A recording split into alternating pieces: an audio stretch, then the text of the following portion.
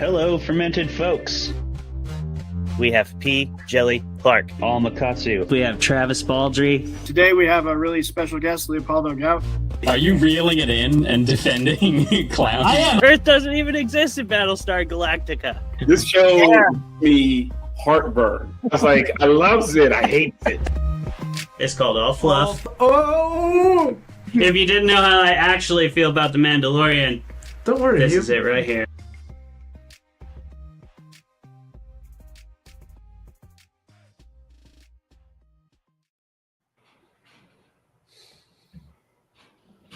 Hello, fermented folks. Welcome to another not-so-regular episode of Fermented Fiction. This is round 2 of our new series, which is Author Book Launch Parties, baby. And today, we are launching a very special book, a book that is near and dear to all of our fermented hearts here at Fermented Fiction. Because JP, longtime friend of the show, one of the very first authors to ever come on and do our debate with us. JP has been on, I think, 3 times? At least 3, if not 4. JP, we're so glad to have you back, brother. And we're excited to celebrate the launch of your new book, Outer Demons. There it is. Boom. Look at that thing. Look at that lady. Look at that demon. We're going to talk about all those things and more tonight. And we have some other special guests joining us on the call, too. We have Mike Robinson, who is the editor of this fine, fine novel from Evolved Publishing. And we have Maria Giacomatos. Did I say that correctly? Not even close. You say it, Maria, when you come on and introduce yourself. We have Maria with a really, really fancy name. Can you say it for me, Maria? Because I am an idiot. Giacomatos. Oh, duh. Yeah, thank you. I said it the way I spell it, which hopefully is at least right. If it's not on the banner there, Maria, let me know and I'll change it. So yeah, we're here, Fermented Fiction. As you can tell, I've drank too many beers in my life, doing dumb things like this on the show, right on the air. But what's not dumb is JP's book, and that's why we're here to celebrate it tonight. Before we do that, we'll do a quick round of introductions, and then we're going to get into a few debates about Outer Demons. We have a heated Q&A coming at you, and our usual panel discussion style with all our guests at the end. We'll start by introducing our usual doofuses who host this show on a weekly basis. Jeremy, who are you? What's going on? How you doing? Let the people know. Well, hey, hi people. Hi America. Hey. Welcome. I'm Jeremy, still. Jeremy Hudson, if you will. Jeremy Baramy if you party. I'm here to I mostly just be here and throw some chaos into this show because, you know, that's the thing that it didn't quite have enough of. And yeah, hey, excited to be here. To celebrate our latest book launch party, I'm breaking out, a celebration whiskey, this Old Forester 1920, which is just, yeah. So I'm going to be feeling great by the end of this. Hopefully you're feeling as good as Travis during CS Humble's book launch party. Because we don't talk about that. He was feeling it, Mr. Krabs. Mr. Krabs. Travis, how you feeling today and what you drinking? I'm feeling good. I'm Travis Vermullen. I'm Clayton's brother. You probably couldn't tell at all. I am a teacher, a book snob, self-proclaimed, and yeah, that's pretty much me. That's what I bring to the show, where Jeremy brings chaos, I bring snobbery. I'm in counter to the snobbery, I'm actually drinking a rather not snobby drink of just PBR because it was in my fridge. And JP, thank you for letting us do this. I'm really excited to talk with you about your awesome books because you write so well and at such a brisk pace that I want to dive into that. So, hell yeah. JP has a whole ass series called Lore Stalker, by the way, which is Cryptid Hunters. And it's really, really good as well. Also edited by Mike, also published by Evolved Publishing. I am Clay Vermullen, Travis's brother. You could tell probably because our names are below us. And Yeah, I'm an author of horror and dark fiction. I'm a podcaster, as you can see, and a filmmaker in the Seattle area. I've known JP for quite a while, working through the HWA, going to selling events together. So I'm really excited to be here, shouting out his book. Also a fan of Lore Stalker. I've read a few of them, and they're a really good time. I also, just a little bit of a flex here, but I got the fancy schmancy blurb on the back of this book, which is pretty exciting. So thanks for the feature there, JP. I'm glad you were able to put that thing to use. That's enough about us. You guys see us every week. Let's talk about the more interesting people who are our guests. We've talked a lot about Evolved Publishing. They put out a lot of good authors into the world. They do a lot of great work. They have fiction ranging from YA to horror to fantasy all over the place. And I recommend everything I've ever read from them. One of those things is Maria's series. Maria has a whole ass vampire series that takes place in the Seattle area, which is really awesome. Maria, can you tell us a little bit about you, your books, and if you're drinking anything tonight, let us know what it is. Hi, I'm Maria Giacomatos. I am also published by Evolve Publishing and edited by Mike.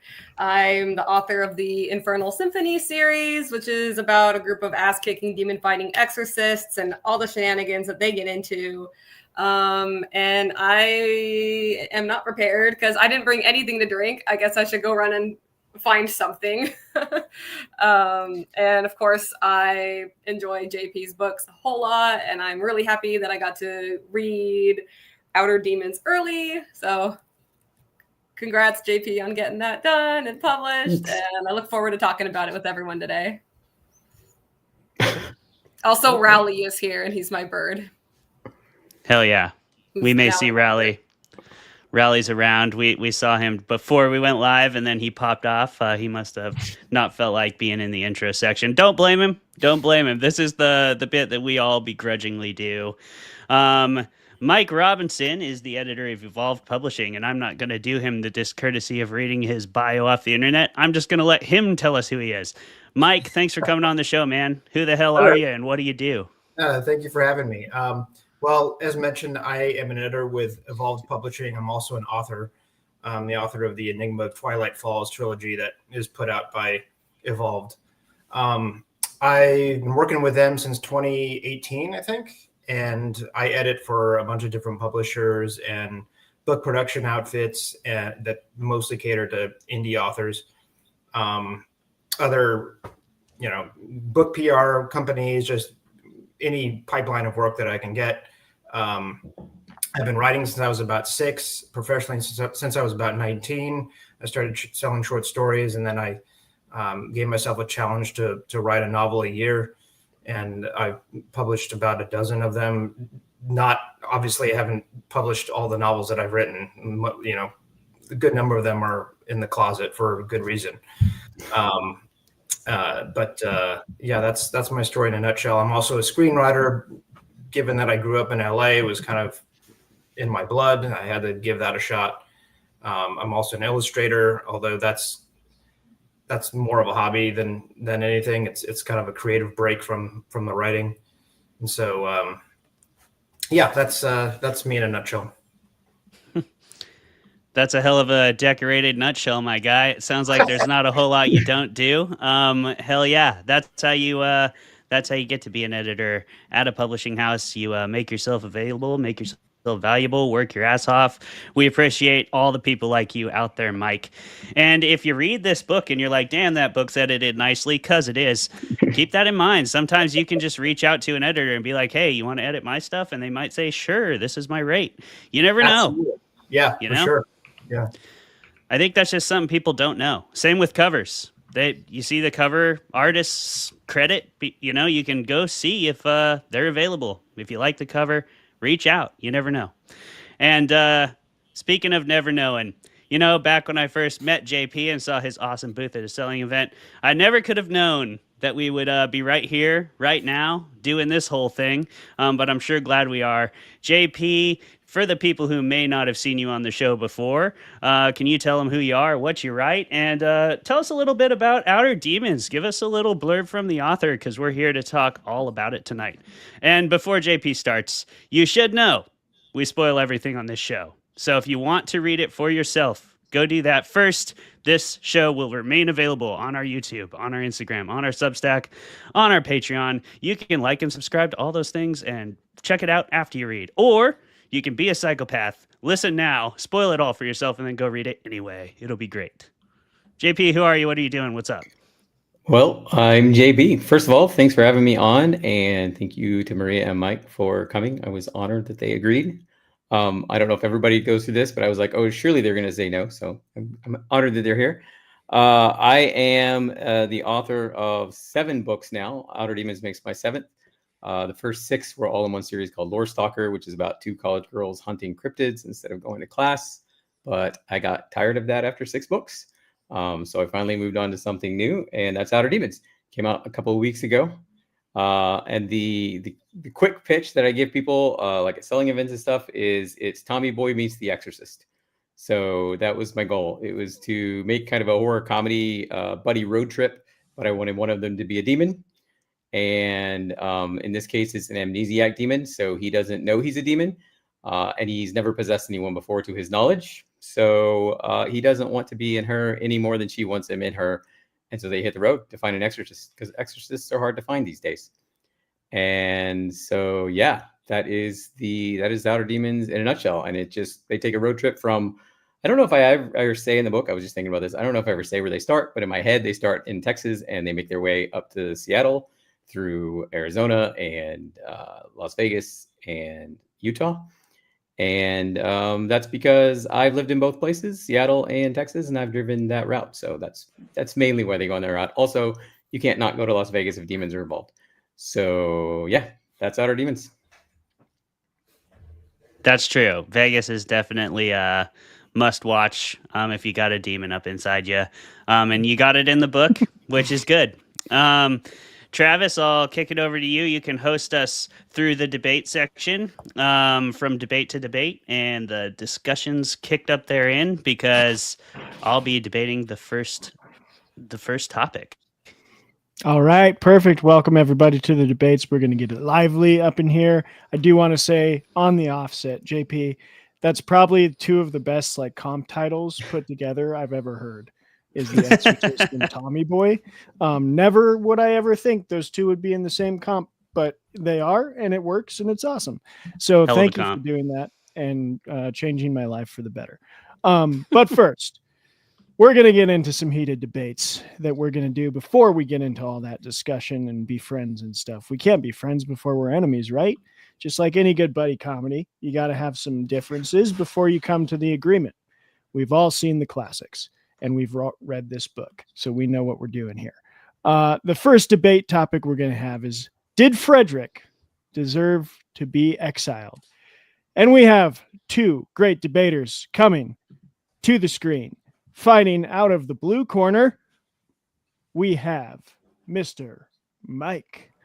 And Mike Robinson for the team on JP Barnett's side. And for your wonderful Fermented Fiction hosts, representing us will be my brother, Clayton Vermolum. So how this works, we're going to have both of y'all roll some dice. Highest roll, you're going to get to pick which side you want to argue for on did Frederick deserve to be exiled. So everyone got dice ready? If not, I can roll for you. Mike, you got a dice? No, you have to roll for me. All right, I got you. Thank you. I've been having better luck because I haven't been a DM for like a year and a half, and so the DM curse hasn't been on me. I hope I didn't jinx myself. I might have. I'm sorry. Clay. I rolled a 9, so. No way. You too? Reroll. Oh, shit. Oh, no. Come on now. Did you roll a 9 again? I got an 8. Oh, I rolled a 9 again. Oh, okay. Nice. Sorry, Mike. 2 bad rolls. So, Clayton, which side are you taking in this debate? Did Frederick deserve to be exiled? Both of you will have 2 minutes to make your case. Mike, I hope you were ready to argue both sides because I did you dirty. I'm so sorry. The one time I didn't bring a drink to something. To quote 3 Days Grace, it's not too late. It's never too late. If you need to go get a drink. I will choose to argue that Frederick does not deserve to be exiled. All right, which means, Mike, you are forced into the corner that Frederick 100% deserves to be exiled. All right, I'm going to go off screen and I'm going to start your 2 minutes, Clayton, and then I'll bring you in, Mike, when it's your 2 minutes. Are you ready? I'm ready. 3, 2.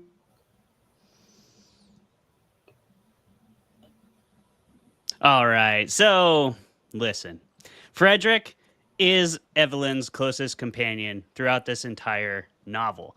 So, like, by banishing him, you are kind of taking away one of the other characters that we care most about in this book. Because, frankly, like, those are the two we get to know by far the most. Of course, we get to know Max pretty well. We get to know Lily, but I care actually quite a bit about Frederick, and I feel like his journey in the book is one of the ones we connect with the most. Despite the fact that he is a demon, this is definitely one of those books that takes an unconventional view of demons.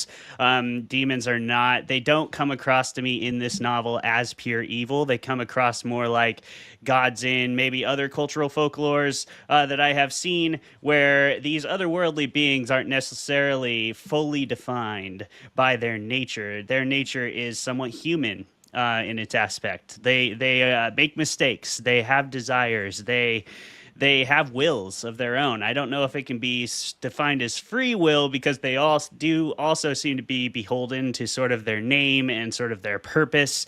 But I don't know, like, to me, Frederick does seem to have some free will, and I thought that was an interesting aspect of his character in the book. I really enjoyed that journey of Frederick's and that arc. Frederick also protects Evelyn throughout the whole story. He's one of the only people to do that, including Evelyn herself. Not very good at protecting herself. Luckily, she has Frederick around. And if it weren't for him, she'd literally be fucking dead. Okay? Because he brings her back to life in that sick reanimation scene, which I'm excited to ask JP about. But yeah, like, if we didn't have Frederick, we wouldn't even have Evelyn, and we would have... What? 10 seconds. Oh, shit. Frederick's a good dude. Don't kick him out. He is doing his job. He's just trying to figure it out. He's a lost boy.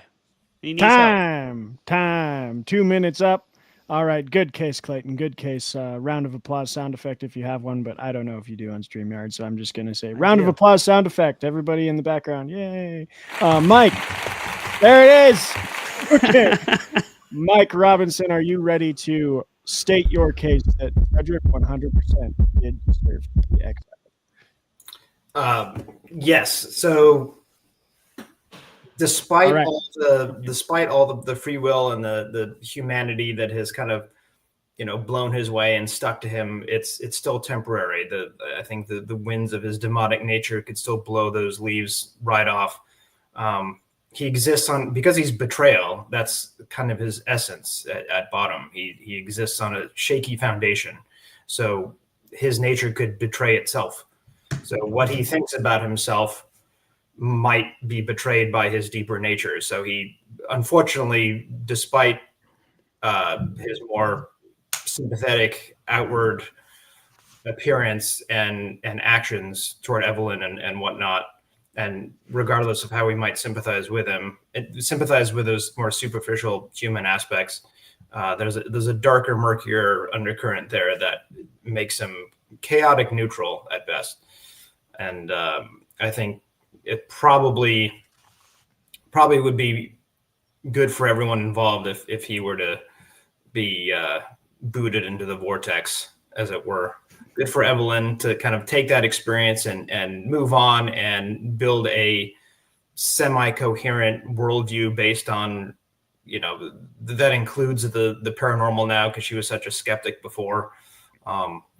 It would be she would also be absent a handicap, a crutch. I think Frederick would become kind of a crutch for her.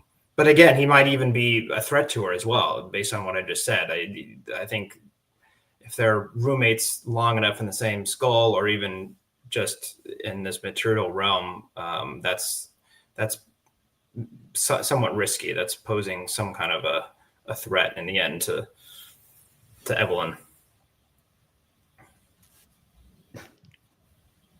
Are you resting your case, sir? Yes, I am resting my. All right.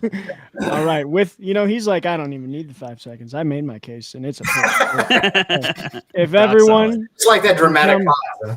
Exactly. Dramatic pause. Everyone make your way back to the screen and we'll get some general thoughts, which always start with our opposition. So, Mike, you just made a really good case for why Frederick did deserve to be exiled. In your own personal opinion, did you just have to lie because of my bad dice rolling, or do you stand by what you said? No, I didn't have to lie. I think that's kind of where I attack, although I was also scrambling for the opposite argument in my head as well. Which they kind of like exist side by side, I guess. Yeah. So because he's betrayal, he could also betray his betrayal aspect. So like it's ever circular. That's fair. Betray his nature and become better. So yeah. And Clay, what about you? Yeah, I agree with Mike. I think the fact that he is betrayal is what makes him such an interesting character in this story, because you really can't be betrayed by somebody you don't trust, by somebody you don't love, by somebody who you haven't built some sort of kinship with. So he has to have the aspects that I argued for in order for him to also be a threat, in order for him to also be that crutch, in order for him to also potentially be a force of evil.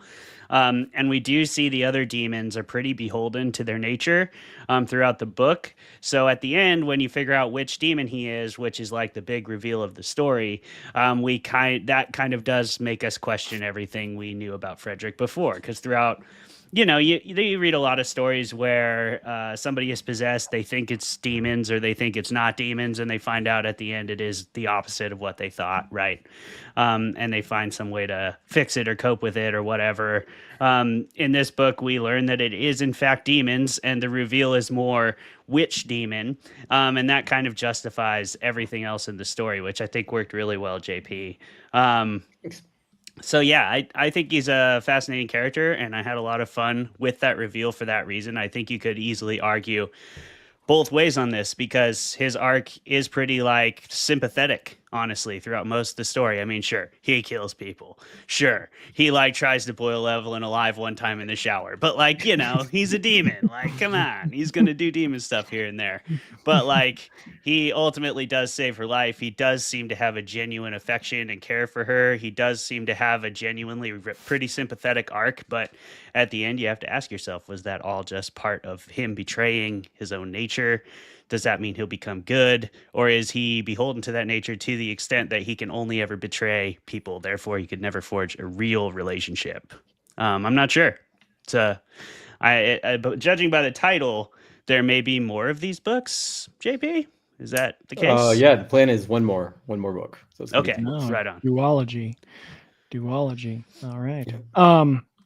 I always like to ask one question of the author we have on here with after each debate. I know we have the big question section at the second half, but because it's specifically focused on Frederick, can you maybe take us a little into the mind of the author here with you're trying to approach demons, a very, very, very written about topic, and you came at it with something kind of very new, but also, leaned into some of the tropes, and I really appreciated that.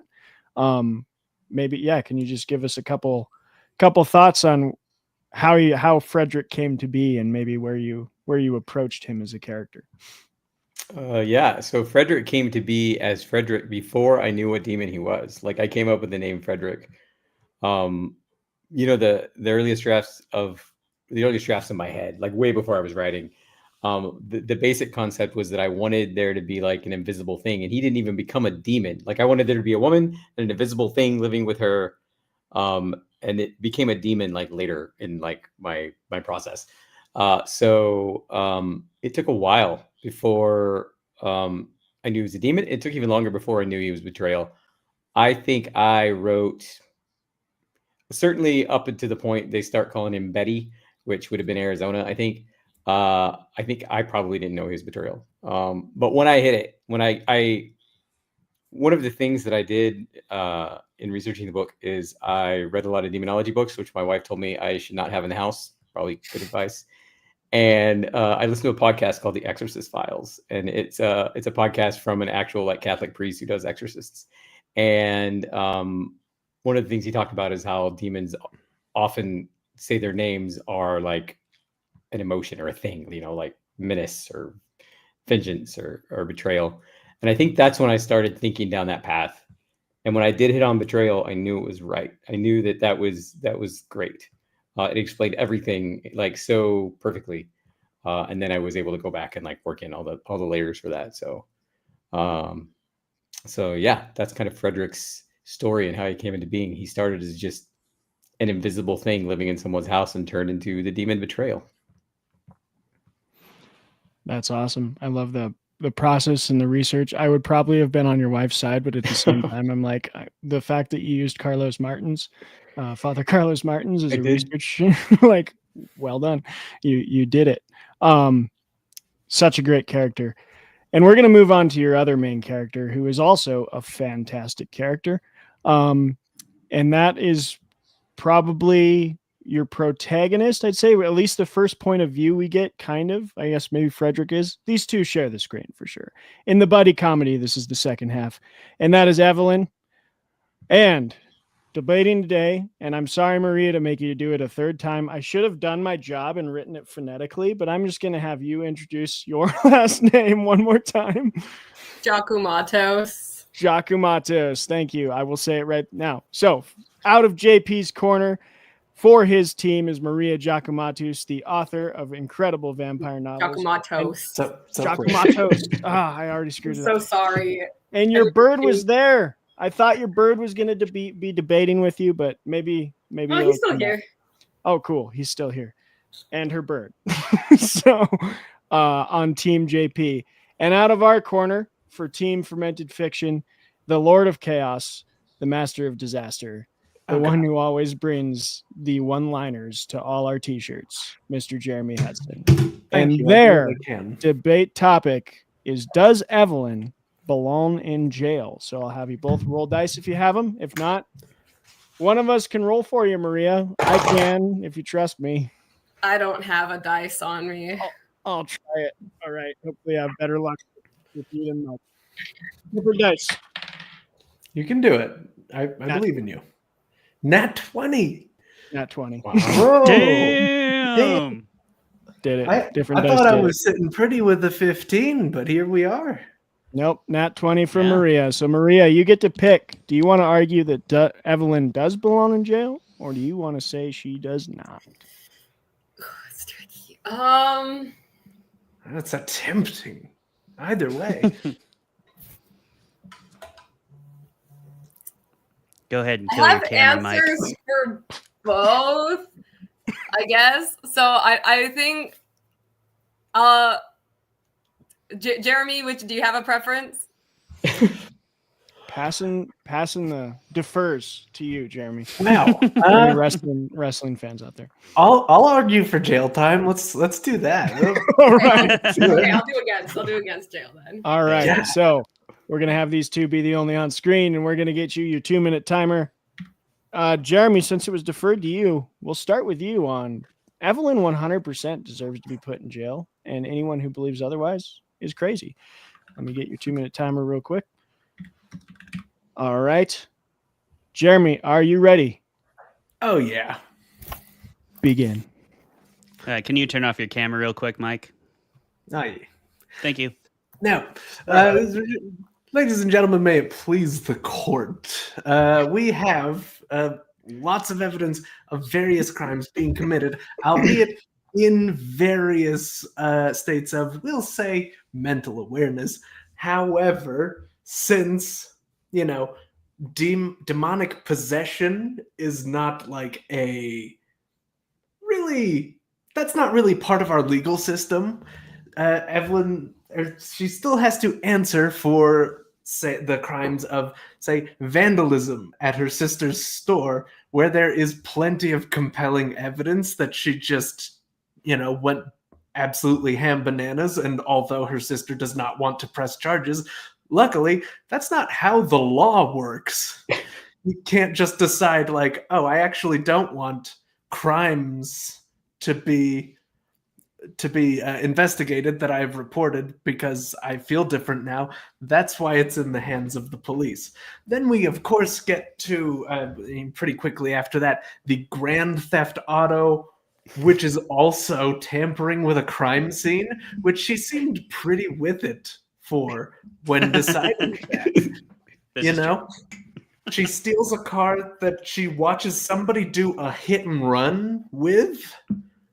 And then that's a bunch of crimes all at once, and good for her if the good thing she wants is to be in jail. Then, of course, there are the murder parts. Now, those do happen in self-defense. Hey, I'll give that. Murder happens in self-defense. You know what never happens in self-defense? Arson.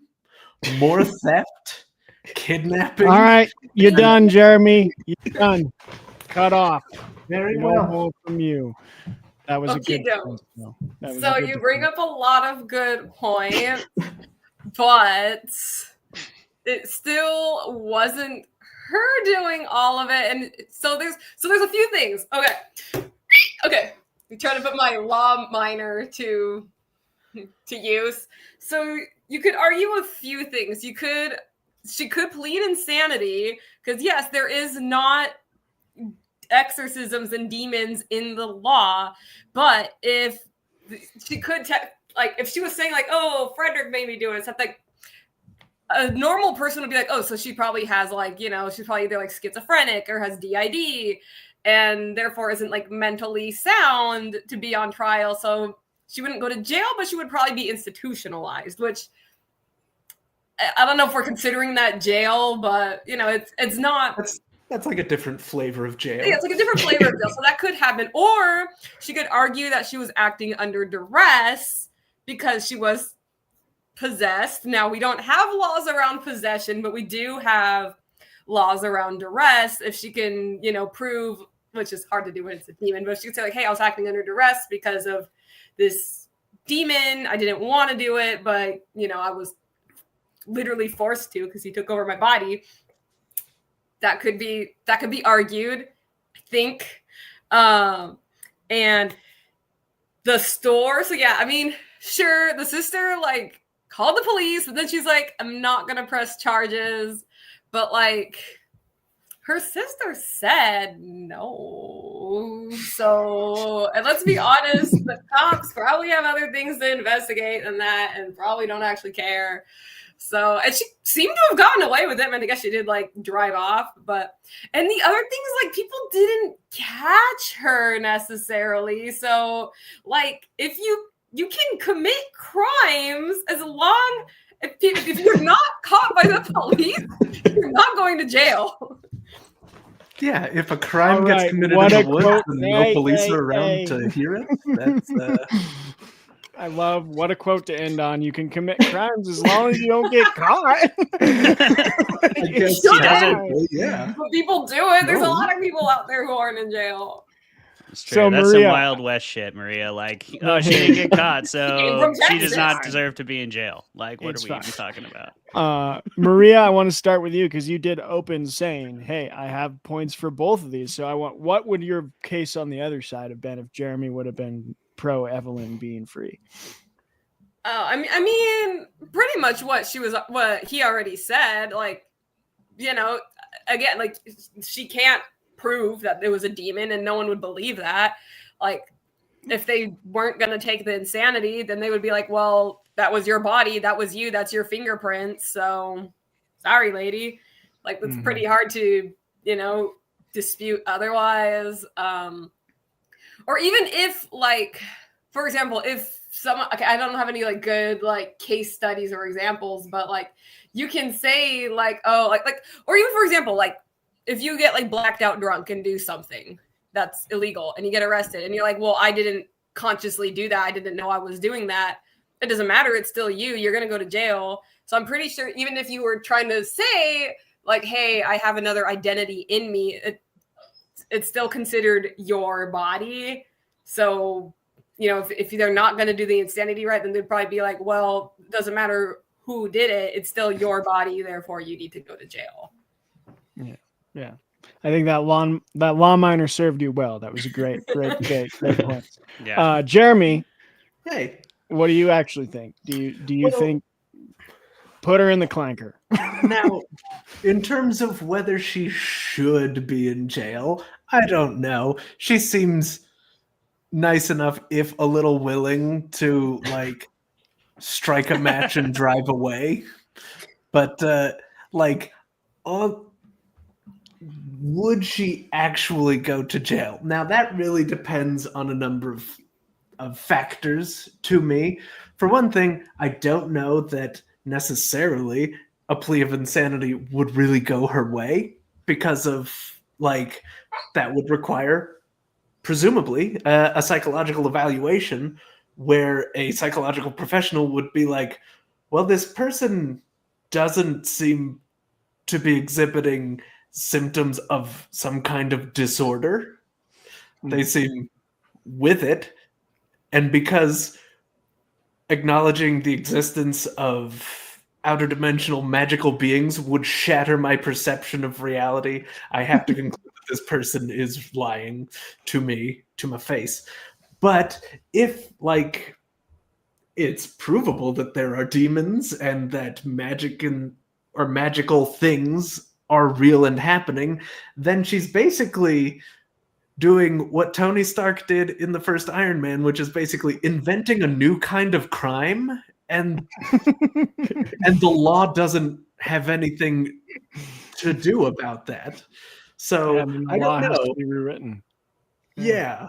Second only to not getting caught in the first place. That's the best way to avoid going to jail. Is honestly, if you can do that first, do. Hey, and I want to be clear. I have to, usually for good reasons, don't commit crimes.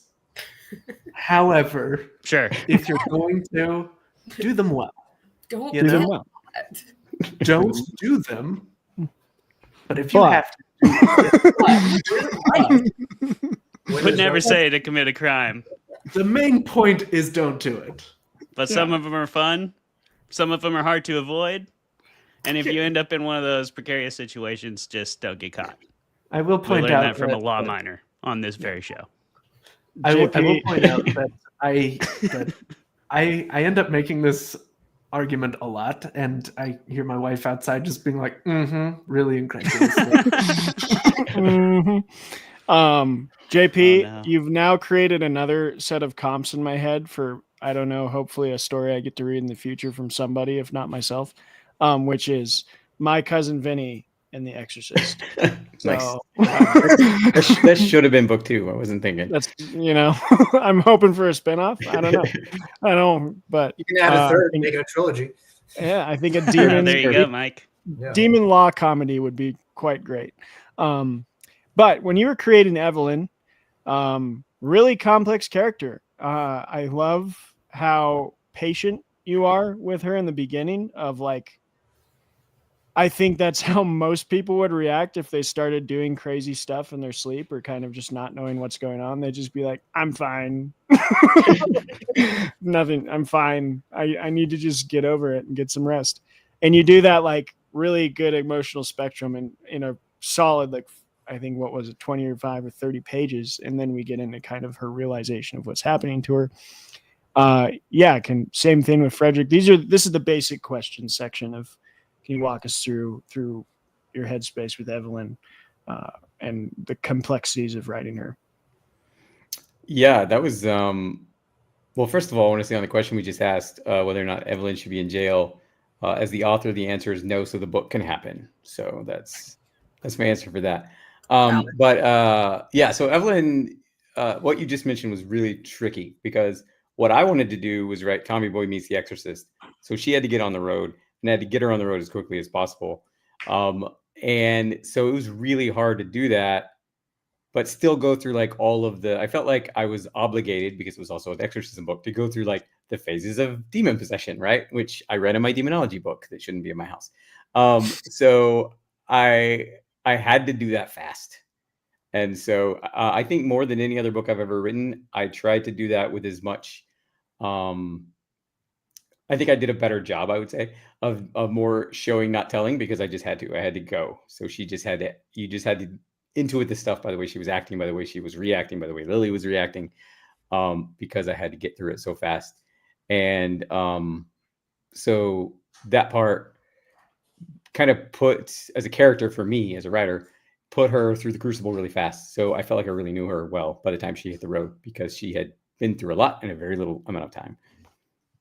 If I can point out one instance for our listeners too, if I think where that shows really well is early when she's like leaving the shower and has just like scalded her skin.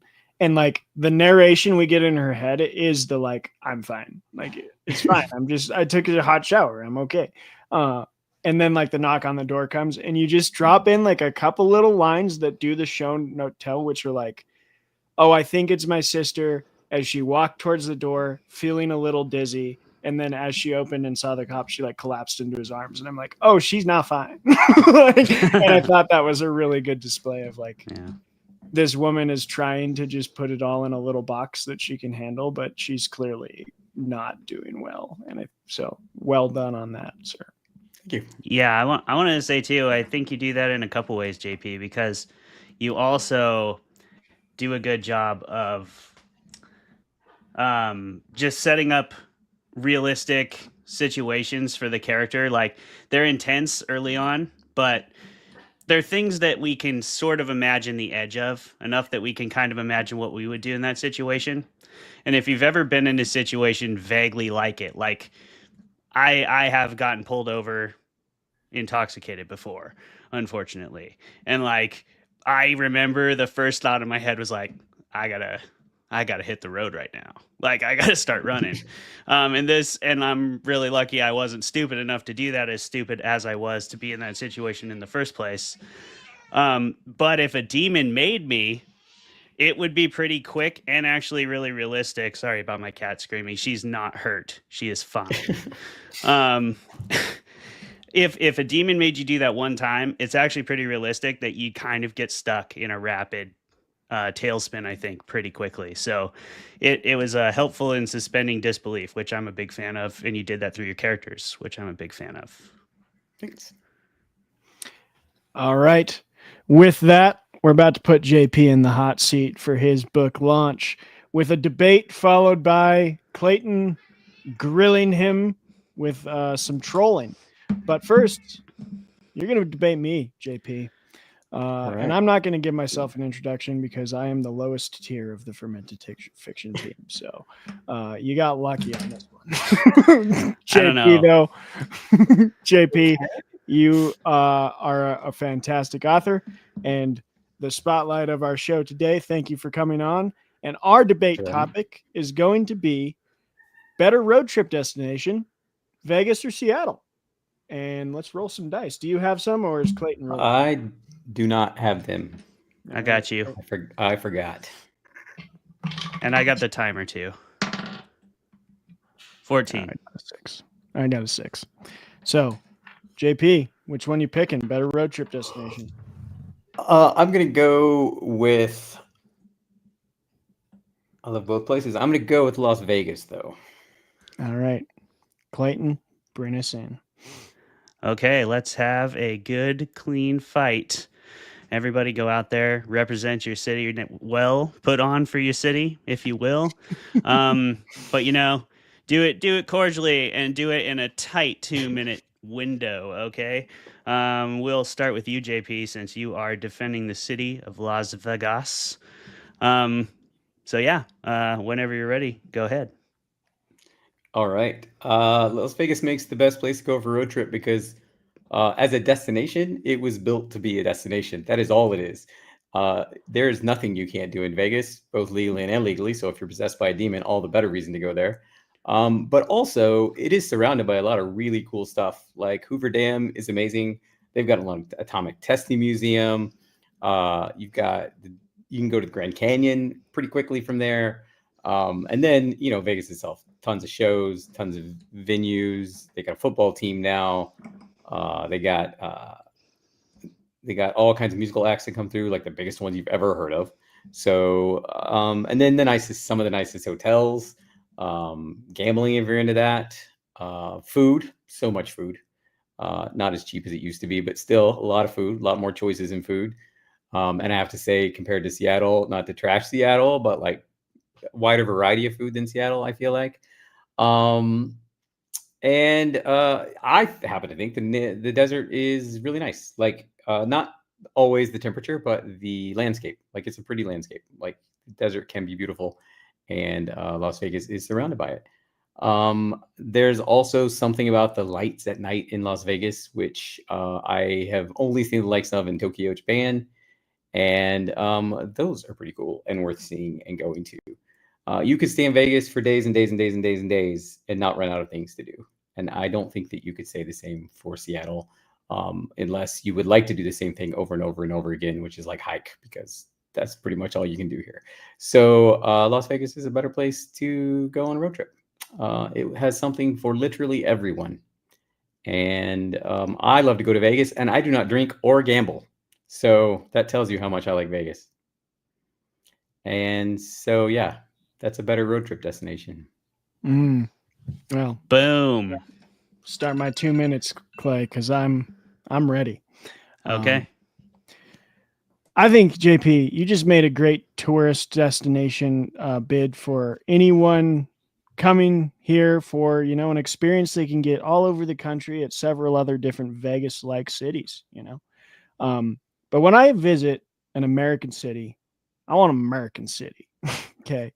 And I might be the first one to make this bid. I doubt I am, but Seattle's got it. All right. So we can get past all the other stuff. We can get past the surfing and the hiking and the Space Needle and the fact that it has great seafood and it's a great hub of culture. The grunge movement started there. Sometimes you can just stumble into Pike's Place and randomly happenstance upon Brandy Carlisle and Dave Grohl playing guitars, which is pretty awesome. But that's not even what I want to talk about. Okay. Because I'm drinking PBR right now and I'm feeling like I want to talk about American tourist destinations. And Seattle's got 3 things going for it: dogs, baseball, and beer. All right. That's what you need. That's what you need in a tourist destination. Seattle's got the brews. They got breweries out the wazoo. You go north, breweries. You go south, breweries. You go east, breweries. You go even west, there's probably a brewery out on those islands somewhere that's making really good beer. I would not doubt it. And you can watch whales while you drink that brew, which is fantastic. So if you want beer, you're going to Seattle for great beer because they know how to make great beer. They're near water. Why not? And wheat, Washington wheat, making good beer. Barley. Dogs. Who has had a Seattle dog and not loved it? I hope no one would ever raise their hand, because the Seattle dog thought, some genius stumbled in the city and thought, you know what? Cream cheese on a hot dog. Genius. And the Mariners, we all want an underdog to win. All want an underdog, and they're an underdog still. They're going to get one. They're not going to get one ever. Yeah, I don't think they're going to. But that's part of who they are. Hey, they were actually pretty close this year. They might get one. I'm not holding out for hope. Good debate, everybody. Well done. So, we're not really sure what JP really thinks of Las Vegas or what he really thinks of Seattle. So, JP, we will give you the chance to answer that, but Travis gets to go first because he rolled low. What do you really think of Vegas versus Seattle, Travis? Well, I'm glad that you picked Vegas because I've never been. I know of Vegas. I know that's I'm excited that it's making itself like a sports capital. I'm pretty stoked to see that. It seems intriguing, but I don't want to go gamble, so I've never really had a pull to go. Although you make a good point. I might go now because it seems like the surrounding area has a lot of cool stuff. And yeah, maybe I'll go watch a Raiders game. And they're about to get a baseball team too, aren't they? They're about to take the...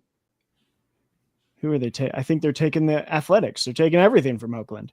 So why not? But everything I said about Seattle, I stand behind. That really is too bad. not the biggest fan of all of Oakland sports moving to Vegas. But, Vegas does that with everything. That's kind of its whole deal. Did you mean what you were talking about with Vegas there, JP? I mean what I say as a road trip destination. I'm much happier living in Seattle. I would not want to live in Las Vegas in a million years, but it is a really cool place to visit. I actually do. My wife and I do go to Vegas pretty regularly, and my favorite things to do there are watch shows because I really like musicals and plays. And then also there's a Las Vegas Star Trek convention every August that we go to periodically because I'm that big of a nerd. Nice. Sick. Nice. And I would like to hear from everybody on this one. Maria and Mike haven't got to talk for a while. Which city would you two rather road trip to, Vegas or Seattle, Maria? Vegas in a heartbeat. Well, you live in Seattle. I mean, yeah, I live here, I guess, but like, I mean, I don't drink or gamble either. And I think Vegas is really cool because I like being out at night. And in Seattle, when you go out at night, the only thing to do is go to a bar, which I'm like, all right, what am I going to do here? But in Vegas, I can get ice cream at 4 a.m. I can get a burger at 4 a.m. I can get anything I want at 4 a.m. because everything is open. You can go to the mall at 4 a.m. and it's just such a fever dream there, like because everything's just always open. And like the people there, I'm like, are these real people? Like they act like the internet people. Like they acted more Hollywood than people in Hollywood did. Like the very first people we saw in Vegas are like, hi, welcome to Vegas. And they're just like randomly dancing. And they like talk like this. And it was just wild. I'm like, where are we? I don't like how warm it is because I don't like the heat.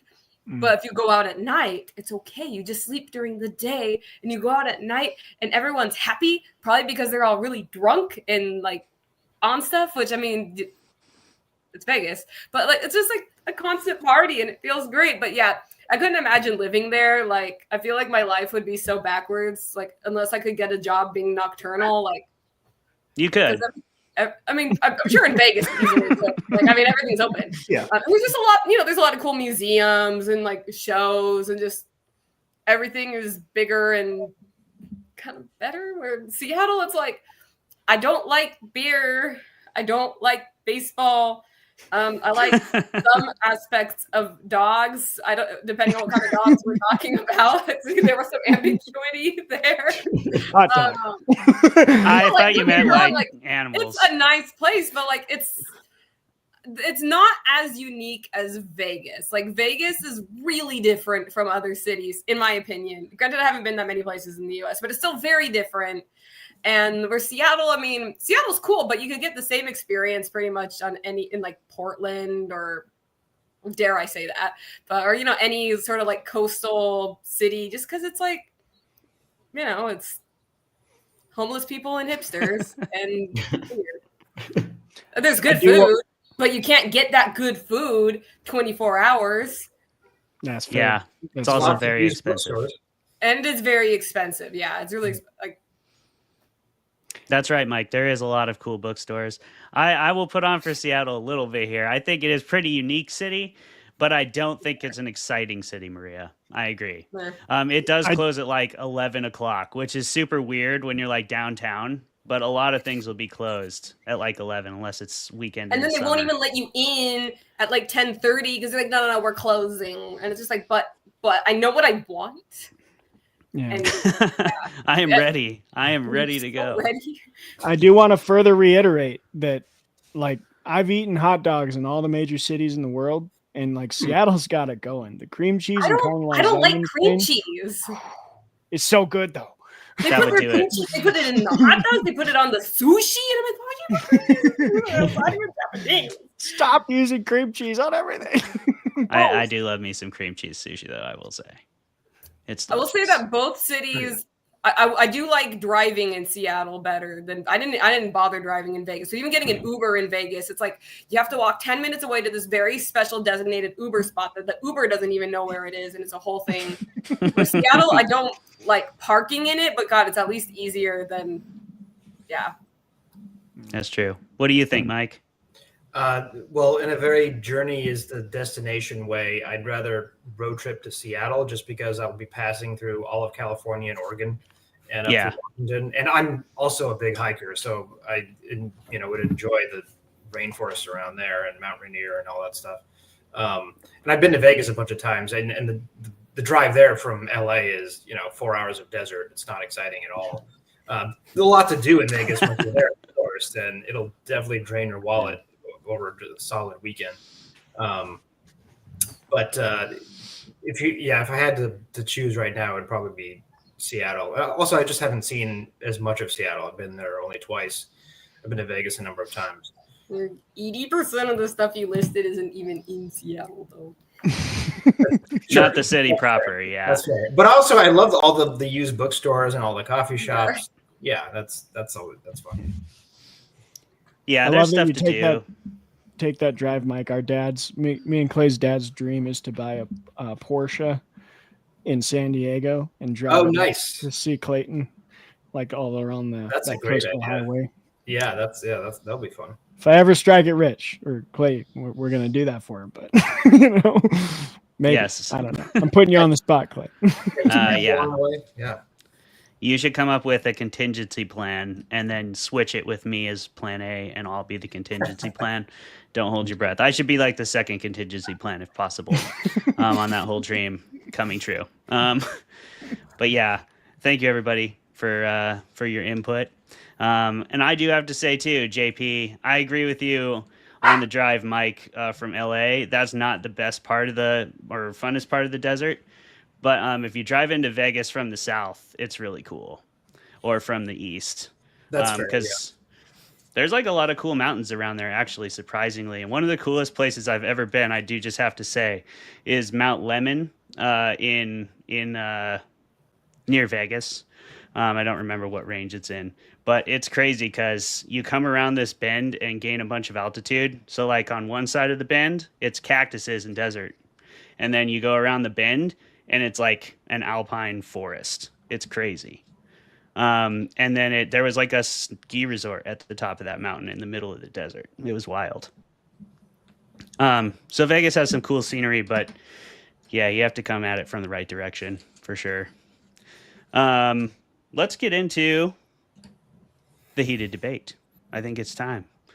Or we're almost at an hour, so let's take our 5-minute break. We'll come back with the heated debate and panel discussion. So yeah, we're going to do that. Be back. Everybody can just kill your cameras. Let's die, camera.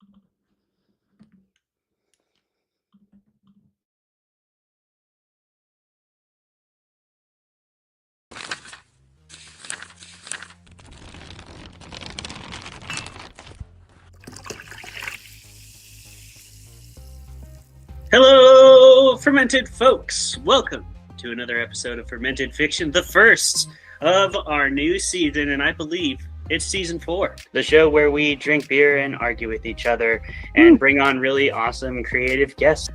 If you'll permit me to go a little bit outside the box. Once upon a time, apparently, people used to sniff mummy remains, powdered mummy remains like cocaine.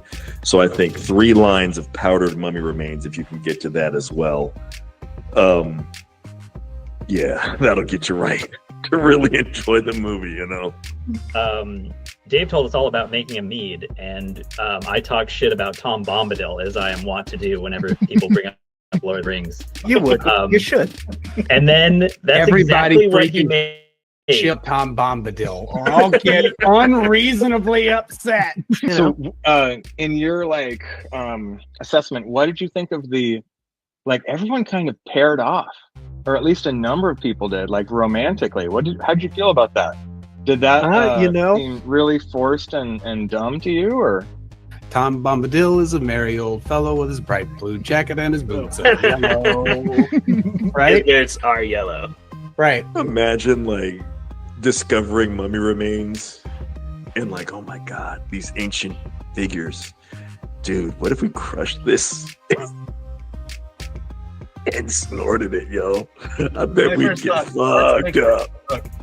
Let's talk for a moment about the fucking all-star cast in this movie.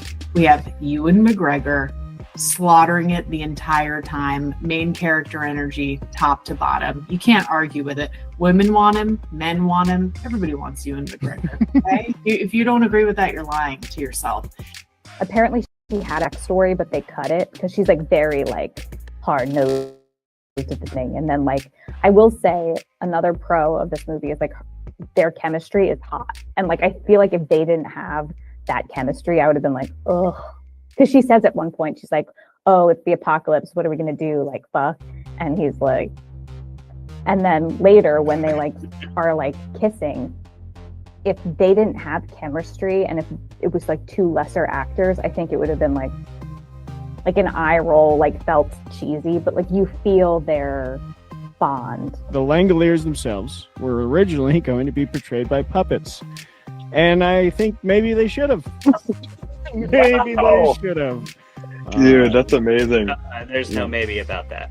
And I wish that I could say that there was something greater happening here than the war diary of a broken man living as sort of this White Tower academic with all of his friends sitting inside the Eagle and Child drinking beer and pretending like, you know, Magic Lion Jesus isn't really silly. Because, I mean, it is. If we can just all be very honest with each other. The Lord's work out there.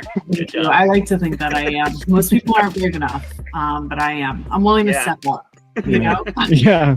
Dedicate that time. settled You're willing twice. to willing to dedicate that time. The time, the money, all of it. Ah, that was so painful. It's one of those painful things. Oh, that I've was done in my so life. good. That was so good. We've never been so savagely attacked by any author on their show. It's incredible.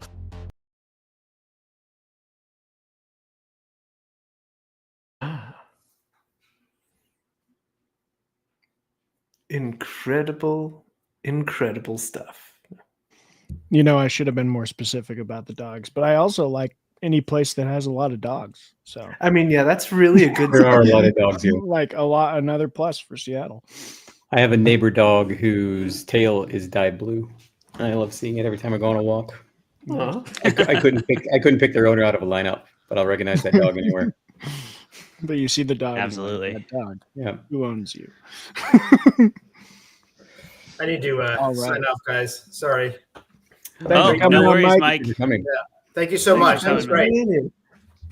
Do you want to, before you... Oh, all right. Goodbye, Mike. Oh, wait. Sorry. We'll He's put on his, still. He's there. hey, Mike. He's there. Yeah. Do you want to tell the people one more time who you are, where they can find you? We Sure. know you're at Evolved, but if you're also freelancing or whatever, that'd be cool as well. Yeah, you can. So my website is mike-robinsonauthor.com. There you can find my books, my artwork, info on editing. You can also just look me up on Amazon, Goodreads, all that stuff, all the usual stuff. If you're looking, for something to read as well. So yeah, that's the info. Awesome, man. Thank you so much for coming on the show, and have a great night. Thank you so much. I appreciate it. He has a book called Walking the Dusk that I particularly recommend. Walking the Dusk or Walking the Dusk. D-U-S-K, not duck. That'd be a whole different book. Oh, I heard Dust. I heard Dust, which would also be a different. Oh, okay. Yeah. Walking the Duck. I mean, I'd read all three of those books. Yeah, it's true. I would too. That could be a trilogy right there. Speaking of, he wanted a trilogy. He can write that one. Walking the Duck. Please make the third book Walking the Duck. I was going to say that. That has to be the last one. To that. For sure. You have to go from like vampires to Western to ducks. For some reason. All right, people. We are all back. right. And Clayton, I think, is prepped. He put that 5-minute break there on purpose so he could get ready for the heated debate. I know you. Yeah, real paper, JP, for him to be a troll. I'm scared. and it's your time to sit on the hot seat and defend your brilliant new book, Outer Demons, from our resident troll, Clayton Vermollen. So, without further ado, I don't remember. Are we setting a timer for this, Clay, or are you just going free solo? We could set a timer. Let's Set a give you- 15-minute timer. 15 minutes on the Oh, hot boy. seat, JP. Got a lot of questions for you. And before you started, I was thinking, let's do it like press conference style. So, Maria, Jeremy, if y'all have a scathing question, raise your hand in the air like a press conference person, and JP can call on us. And I will start, though.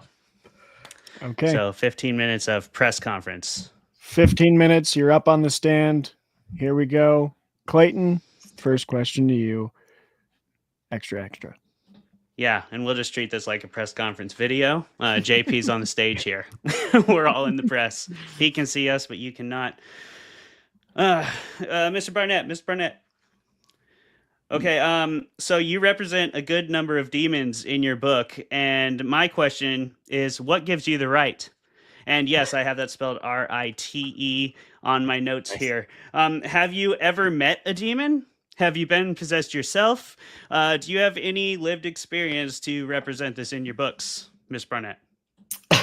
I have not been possessed by a demon to the best of my knowledge. I cannot rule it out. I have not always made the best decisions, so that could have been demons. I have never knowingly known anyone who's possessed by a demon, but again, I met some pretty bad people, so it's entirely possible. As far as personal knowledge of demons, I've been to church and read the Bible and read books on demonology, and listened to an actual exorcist talk about his experiences on a podcast way too often as I go on walks every day.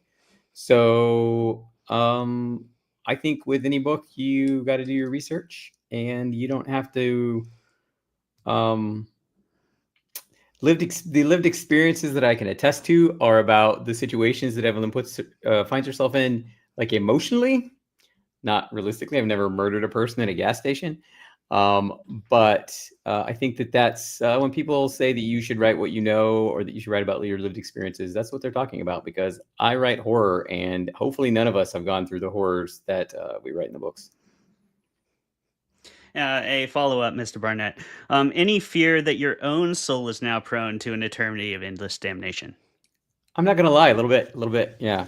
I mostly say that in jest, but it can get pretty creepy when you're sitting alone in your office, usually in the dark is how I do it, and I write, reading about demons, or writing about demons. So yeah, it's something that I've considered, thought about. So far, I think I'm okay, but you never know.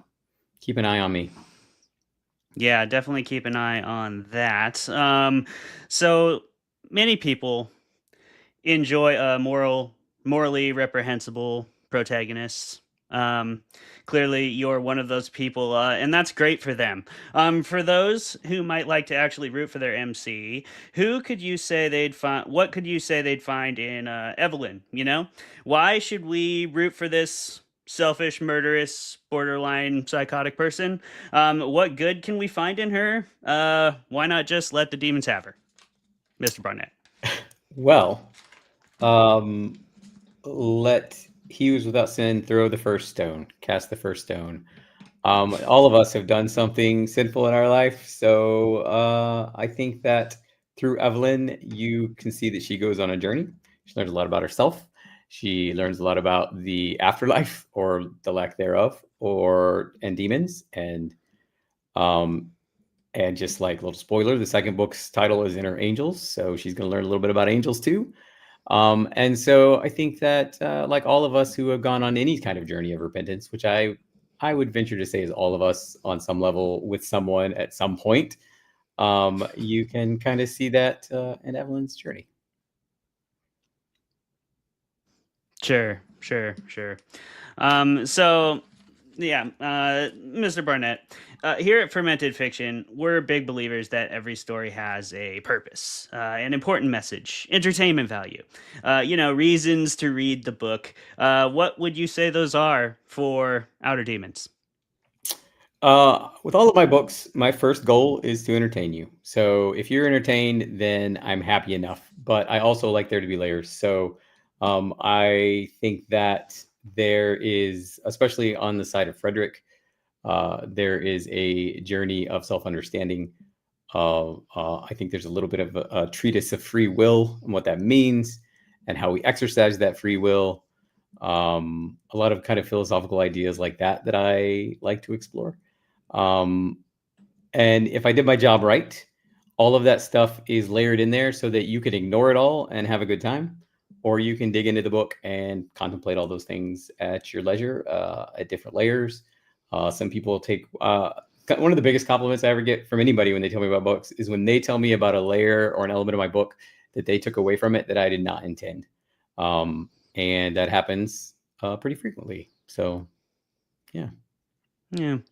So, would you say that, according to your answer to a previous question, Mr. Barnett, that the character of Evelyn does not belong in jail because the book needed to happen? So, do you think that your book is more important than human life?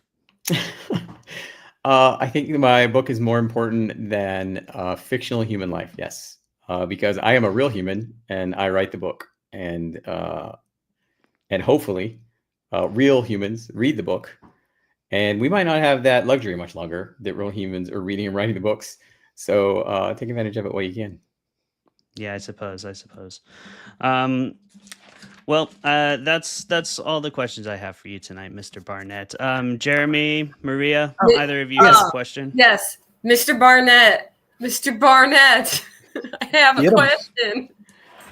How do you think the demons would feel if they read your book? Do you think the demons would like it, or would they feel that they were misrepresented? I think some of them would probably feel like they were underrepresented in the sense that I did not properly present all of the atrocities that they have committed. And they would be disappointed that I cast them in such a humorous light. Some of them may take issue with pigeonholing them. Some demons might not want to be put in a box like that. So some of them probably like it. Some of them probably wouldn't. I think Pester would like it. Vengeance wouldn't. Fair. Makes Mr. sense. Hudson? Mr. Barnett, yes. I have often said, even on this show, that free will is overrated. Is that something, based on your writings, that you might agree with, given the interplay of free will that goes on in this book? I think that free will... The interesting thing about free will is you only need the illusion of it for it to might as well be true. So if you feel like you have free will, then it doesn't matter if you really have free will from a philosophical perspective. So I think that free will is not overrated, but I do think that we might mischaracterize what free will means to us and what free will actually is. I think that, one day, maybe with science or something, we're going to figure out we can predict everything with 100% accuracy because the AI has gotten that good. But that doesn't change the fact that you can't do that and you don't feel that way when you make a choice. And so, free will's not overrated. Mr. Barnett, Travis from Ulm here with the Fermented Fiction Post. I just am wondering, your comp titles here are The Exorcist and Tommy Boy. And so you're risking offending the Catholic Church and Chris Farley fans. Any fear about that? Because that's some heavy hitters there. That is some heavy hitters. I'm much more afraid of angering the Catholic Church than I am Chris Farley fans. I think the Chris Farley fans are going to be pretty cool with it. I do worry that I will get some questionable reviews from people who feel that I have too lightly taken their faith when I have presented in this way. So I think that happens though, even with non-comedy possession books. Though I think that like The Exorcist and things. I think people, it's a very serious topic to a lot of people, and I don't want to underplay that. I recognize that it is, but everybody needs a sense of humor. That's what I say. I'm sure that'll go over really well. Maria? If you got possessed by a demon, which one would you want to possess you, and where would you guys go? What would be your road trip? What would be your story? That's a good question. Of the demons presented in my book, I won't make up any new ones. I think that I might like to be possessed by Courtney or Cowardice. She's only in the book very short period of time, but we could take a very leaf peeping tour or something, maybe some museums, something nice and calm and chill, because I don't think Courtney's in for the big scary things. So yeah, I think she'd be a nice chill demon to have inside. Also, with as frequently as I am afraid of things, I think maybe I'm already possessed by her, actually. Mr. Barnett, quick question. Now, we have some evidence to suggest that life may be a simulation of some kind. Do you have any thoughts on what the simulation is for and who may be a part of it rather than like a living person? Well, I think that if we are in a simulation, there's nobody that we personally know that isn't also in the simulation with us. I think that the people who created the simulation would not bother coming into the simulation. I think more likely it would be that we exist in the same way that lab mice exist, that they want to play out a scenario, and that scenario is just one that takes tens of thousands or millions or whatever of years. And so they're just letting it play out to see what happens. Okay. Mr. Barnett, would you rather kill 19 million lab mice or one person? That's a tough question. I mean, I think I feel like going on the record with that answer is probably more dangerous than any of the others. I really like animals a lot. 19,000 lab mice is a lot of lab mice. I said million, Mr. Barnett. 19 million. 19 million. Do I have to personally kill them, or it's just like I decide, like I pull a lever? You have to personally kill at least 12 of them. So 12 mice. I personally kill 12 mice, knowing that another 18 million, whatever. You do have to watch them die. Have to watch them die, yeah. I mean, I'm going to go hot and say I would kill the one human instead of the 19 million lab mice. Because, I think, yeah, that's pretty fair, though. It's going to take a really long time to have to watch all 19 million die, unless how it's many like mice are firing dying squad. at a time? That would eat up so much time. It would eat up a lot of time. My time, which is worth something. So it's really just trading my life for another person's life. Damn. That's a pretty cold response, but I appreciate it, Maria. Mr. Barnett. Okay, so you have to sell outer demons at one of these venues. Which would you choose? The Catholic Church, like in the Vatican, like the Vatican Catholic Church, or a preschool where a preschool with lots of children. I was reading pretty scary books when I was pretty young. I probably have a better chance at a preschool, but I would personally rather try to sell it at the Vatican. I think I would have more luck than you would think. I think that a lot of people, I think that humor is a way that we cope with our fears. And I think if you are a devout Catholic, you are afraid of demons, as you should be. And I think that it's not weird to kind of cope with that with humor and fantasy. So Cool. Mr. Barnett, so would you say that you are afraid of demons? I'm afraid of the concept of demons. I have not seen any evidence that demons exist. So if you had to ask me right now, I would say they probably don't exist. But If they did, I would be scared of them, and I'm scared of the idea that they might exist. And so, coming from a skeptical lens, did that affect your writing of demons at all? Would you say you wrote them from a non-biased place, or probably not? I think it would be difficult to write anything from a completely unbiased place that is so well known. One of the things about writing this book compared to my other series is that cryptids like Bigfoot and the Loch Ness Monster are kind of niche. So like I had to spend a lot of time explaining to people in the book like what this thing is, but I don't have to do that with demons. And so I think it's impossible to be unbiased. I think we're biased by our own religion experience, our own religious experiences. We're certainly biased by movies and pop culture and TV and books. So I wouldn't say I'm unbiased, but I do think that I wrote about demons unshackled, if that makes sense. I didn't feel like I contained myself by trying to be overly dogmatic on the one hand, or overly dismissive on the other, I guess. Like I wanted to treat the topic with respect, but also with humor. And I think I straddled the line. This is Vravis Termolum here, Mr. Barnett's press secretary. He has time for one more question, then we got it. I got it. Mr. Barnett. Mr. Barnett, pick me. Okay, Maria. Okay. What do you think? How do you think Miriam from the Lore Stalker books would react to meeting possessed Evelyn?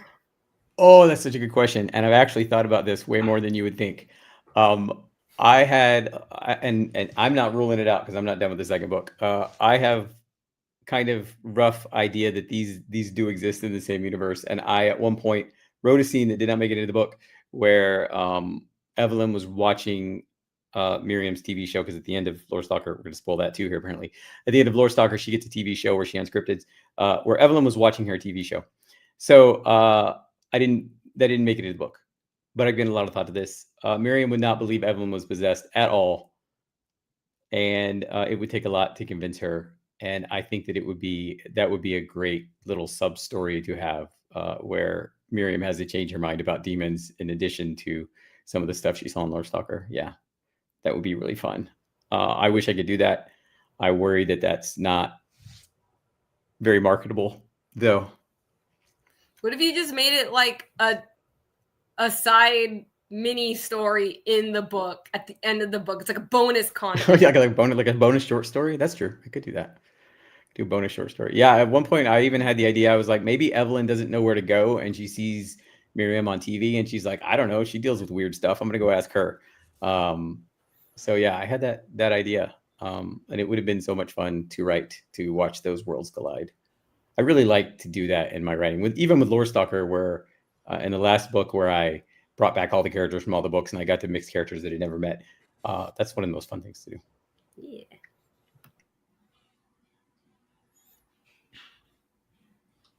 All right. Everybody's back. Fantastic answers, Mr. Barnett. It was a great round of press secretary handling. I think you could take the center stage at any event. We have some questions for the whole panel, and I'm going to start with one from a longtime fan and now member of Fermented Fiction. So in the chat, our good friend who works behind the scenes on a lot of our new projects that are coming to launch here at the end of November, Zebediah Boos has a question for you. Actually, two questions for you, JP. The first one and I'd love to hear everyone else's opinion. Are there any horror tropes you chose to lean into, and why are those your favorite ones to lean into? Yeah, this is a question that I like answering. I think Clay and I have been on panels before where we talked about this, but I love tropes, and anyone who tells you should avoid them is silly. That's what I think. I think that tropes have a place and a time, and they're almost in every book for good reason. Every story you consume it all, really, for good reason, and that is shorthand. We need to get information across very quickly when you're trying to tell a story, when you're trying to hook somebody in, and the way you do that is with tropes. Now, the mistake that people make is to stick to that trope from beginning to end, and then it's boring because you know what's going to happen. So don't do that. But starting with tropes, really cool. And because this is an exorcism book, and more specifically, exorcism comedy, playing into tropes was important. It was actually the point, right? The kind of the point was, I'm going to take all these exorcism tropes and I'm going to put a humorous spin on them. I'm going to put them in my world in a humorous way. So I leaned into them pretty heavily, I would say. And like I mentioned earlier, with the fact that there's everybody knows them. Everybody knows the Exorcist playbook. So it's really easy to lean into those tropes, and it's really easy to twist those tropes, and it's really easy to kind of undermine or poke fun at those tropes. And I really enjoyed doing that in this book. Yeah, I love that you say that about these specific ones, and obviously open it up to the whole panel, but I have my 2 cents of, we just finished an episode on Frankenstein, and I feel like exorcisms and vampires have become one of those things where it's like people have used the tropes for so long, and then they started to divert from the tropes or like subvert them. And now that's become like the new trope. And so now anytime someone returns to the like original trope, it almost feels subverting, because you're like going back to something that like used to be very deeply known, but has like been subverted so much that people are like, oh, I just like with Sinners was another example of like, oh, these vampires fly, slobber, and have fangs and red eyes. Sweet. I haven't seen that in a while. I'm ready to be back there. So I think that's really cool that you lean into those. And I think we've talked about that before. That tropes are very helpful for getting that shorthand and doing that show, not tell kind of thing. But what are other people's thoughts on Zeb's question here? I mean, I agree with both of you. I've talked about both those things on panels with JP before. But tropes definitely do a lot of heavy lifting. They're also set up to be subverted or not subverted, depending on what the story needs. And they give you a great jumping off point, like JP is saying. I think they're a really good place to start. And I think readers even make tropes out of things sometimes, you know? If you expect it enough, it's kind of what you see in the story. And it may not always be there as strongly for every different reader. So tropes are like going to happen whether you try to do them or not. So you might as well just embrace them. Because I don't really think it is even possible to tell a story without doing at least one trope. I don't think that's possible. So they're in there. You might as well lean into them. Maybe the guy that like wrote the book without ever using the letter E. Sure. Like, Sure. I know he's out there. Maybe that one doesn't have any tropes, but I find it hard to believe that's a really fun read. How do you even do that? You can't use the word the. He did it. I don't remember what it's called, but DA. I'll put it in the chat if I find it. Ooh, yeah. Okay. That's pretty hardcore. And that that's sounds like a harder nightmare. that's harder than I'm ever going to work to just like avoid tropes or to just be unique. Because you I can't can be imagine unique by like. I can't imagine I don't know. story-wise it avoids the tropes, right? Though, like, it doesn't Right. mean you Yeah. avoided them Probably narratively. not. It's called Like- Gadsby. It's a 50,000 word story written by Ernest Vincent Wright. Okay. Gadsby. He has an E in his name. I know. Yeah. Not fair. Debunked. Explain this. If he was committed, he would have taken those E's out. It's He would've. on the cover. Yeah. Anyway. Yeah. Well, he ruined it right there. Didn't stick the landing, but he did the rest of the thing, which is impressive. But I agree with JP. I bet he had to lean on story tropes even more. Yeah, probably. He's going to have to lean real hard on those things, or that Yeah. thing is going to be utterly indiscernible. Maria, what do you think? Yeah, I mean, I think it's impossible to avoid tropes at this point, and you might as well use them to your advantage. Readers, they know what they like. They know what tropes they like. Oh, it's just me now. They know what they like, and they are looking for those tropes. JP and I do a lot of like in-person vending, and when someone walks up to your table and says, "Oh, what's this book about?" That's what they're looking for. Is what are like the key words? What are the main tropes? And you got to use that to sell your book in a sentence or two. And, they're good building blocks for a story. Like, when you're just sitting here, at least for me, like, I just randomly get an idea. Like, what if, this kind of character met this kind of character in this kind of scenario? And then you go from there and, you can put your own spin and ideas in it. But everything kind of starts as something that already exists. Yeah. You can bring the others back. Okay, they're back. Oh, wow. I'm doing it. There's a little lag. Jeremy, what do you think, bud? Well, I think I definitely agree. And like, rather than say, doing the lazy thing of just like, this is a trope and that's all I'm going to think about it, I always prefer to see and use tropes as like problems to be creatively worked around.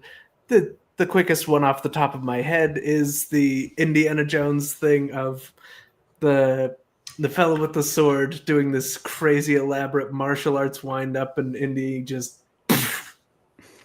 because you have an expectation when there's that much build up, and it just there are multiple ways to solve that problem. And I think with most tropes that are like scenarios and types of plots, there are a lot of ways to execute those while still leaning in to what the tropes are and what they mean and what they're for. I would jump in also say, as a writer, you need to know that you're using a trope, and when it goes south is when you have a lot of tropes and you don't even know it. I think that's when books go off the rails. Yeah. That seems like it'd be like the playground like sword battle that I witness at my job as a teacher all the time, is like I have the laser sword. Oh, well, I have the invincible armor of like invincibility. Well, I have a gun that pierces the invincible armor of invincibility. And it just like builds on itself. Eventually you're like, these kids don't know where they are anymore. Like, this was a narrative. It's gone.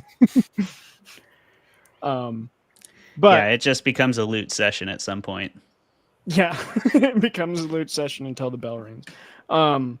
There is something that I think there is something to balancing and finding the balance. And I want to talk specifically about how you balance horror and comedy, because that's something we've talked a lot about on this season specifically of the show. We've had a couple horror comedies. We have a couple coming down the pipe. One I'm very excited to talk about, The Monkey. And the thing we constantly come back to is like, it's a hard tight wire to walk on, because are you too scary without being funny enough?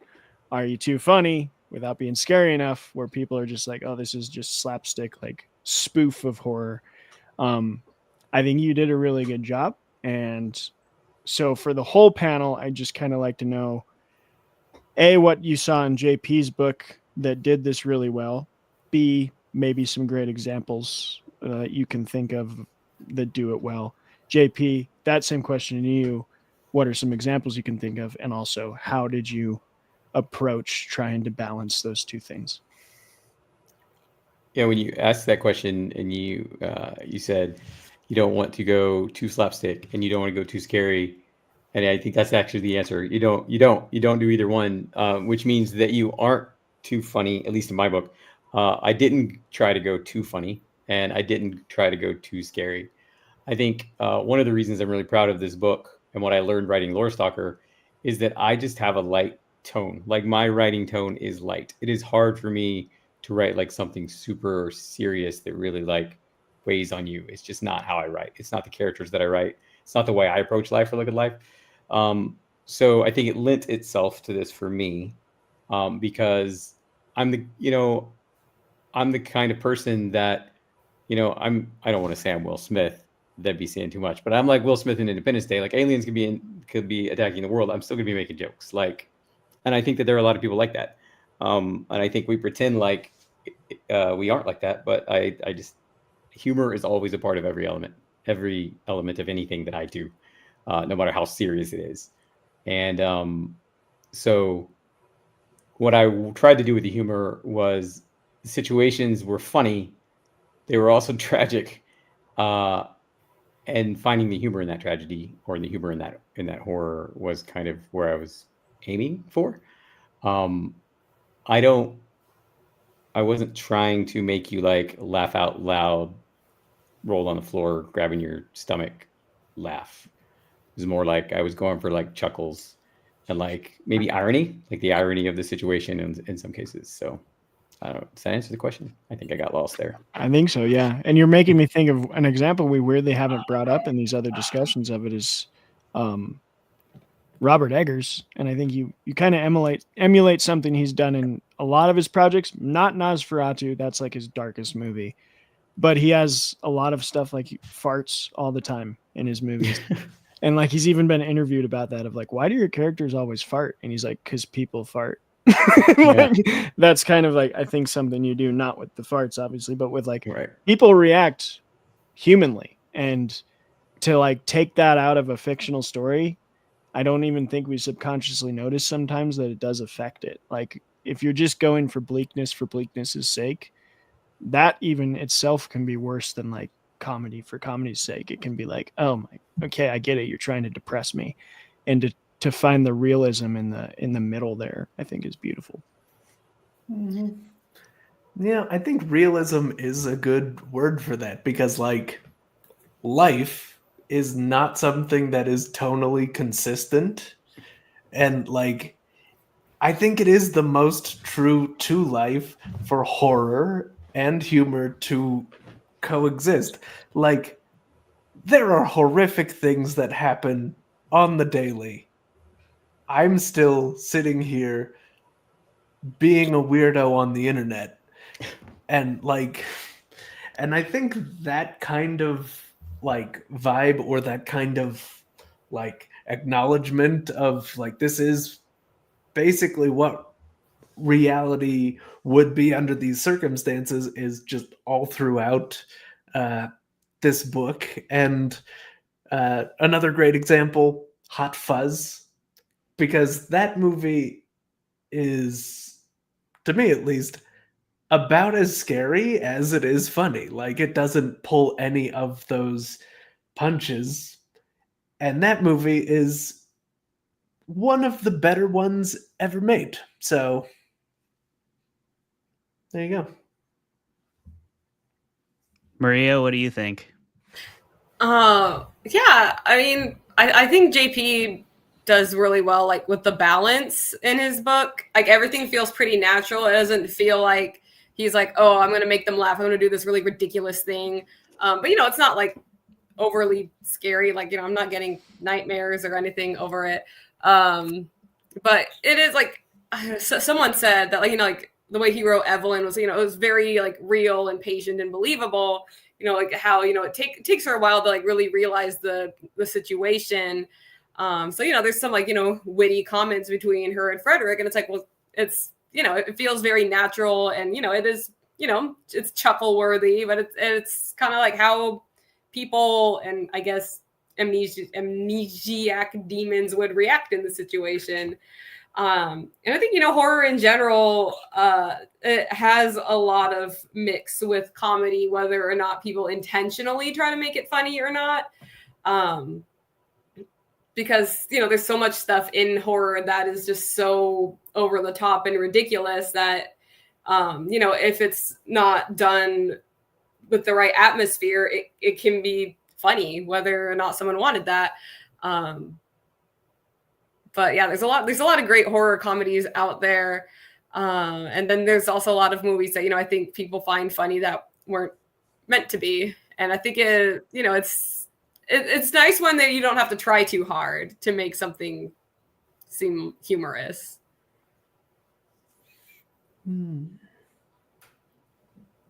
Yeah, I agree. I think that comedy can make horror more effective too, because it's another thing that we like connect really strongly to. It's similar to how I think scenes of intimacy or even sex can be just as like dangerous because they're high stakes situations. Comedy is like a high comfort situation. When we get that comedic relief, it lets off the pressure valve, and that allows us to like scare people again. And if you don't have anything to release the pressure valve, sometimes I think you can blow it a little early on a horror story sometimes, and not have the punch at the end that you would have hoped for. You know, like I do I think there's lots of good examples out there, but like another thing it can do is like it can be in the dialogue, in the way, in the timing, like the pacing, like where the characters are making jokes says a lot about them. It can be an effective character development tool. And then, like, I always talk about the opening scene to Cabin in the Woods in this regard, but like the comedy there makes it way more horrifying. And the like normalcy of these two guys at the water cooler talking about cabinets, it's like funny, but it's not like you're saying, JP, laugh out loud funny. And I think it's really hard in books to do it too, because movies get a delivery, they get like actors, they get music, all kinds of things to help deliver that that humor in the midst of like horrible things. So it's a really hard balance to do. Good on you for taking it on for sure. Thanks. One other thing I would just to tack on to the end there is I think that both horror and humor are about tension. So a good joke is the same thing. It's building up tension. It's not the same kind of tension, but you're waiting for that punchline in a joke. And that same kind of tension is also what horror is. You're leading up to a murder. You're leading up to something showing up in the dark or whatever. So I think they actually have more in common than we think in that regard. And an example from the book that I'm proud of, that maybe only I'm proud of, I don't know, my wife likes it, is Pester the demon takes a can of green beans from her, and then like I don't know how many chapters later he uses it to throw it through a window just to be a dick. And like I was really proud of that, and I felt like that's an example of like it's this tension of not horror, but of why does he want this can of green beans so bad, and then to have that tension released when he finally throws it through the window. Yeah, I love that the comparison there, because I think you're 100% right, and you and Clayton have both just reminded me of another example, that because that's apparently what I like to do, is just give people lots of things to go look up. But Martin McDonagh, the director, is one of my favorite directors of all time.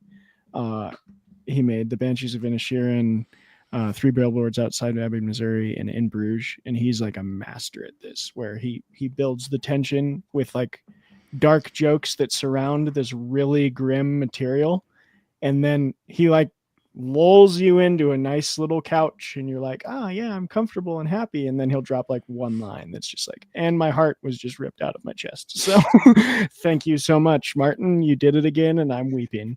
But yeah, that's another one that I think you're right, it plays off that tension where I'm like waiting for the punchline, and then instead of a punchline I get like, you used to be nice, and like my whole world is ruined. But maybe you never used to be. Maybe you never used to be. Such a good movie.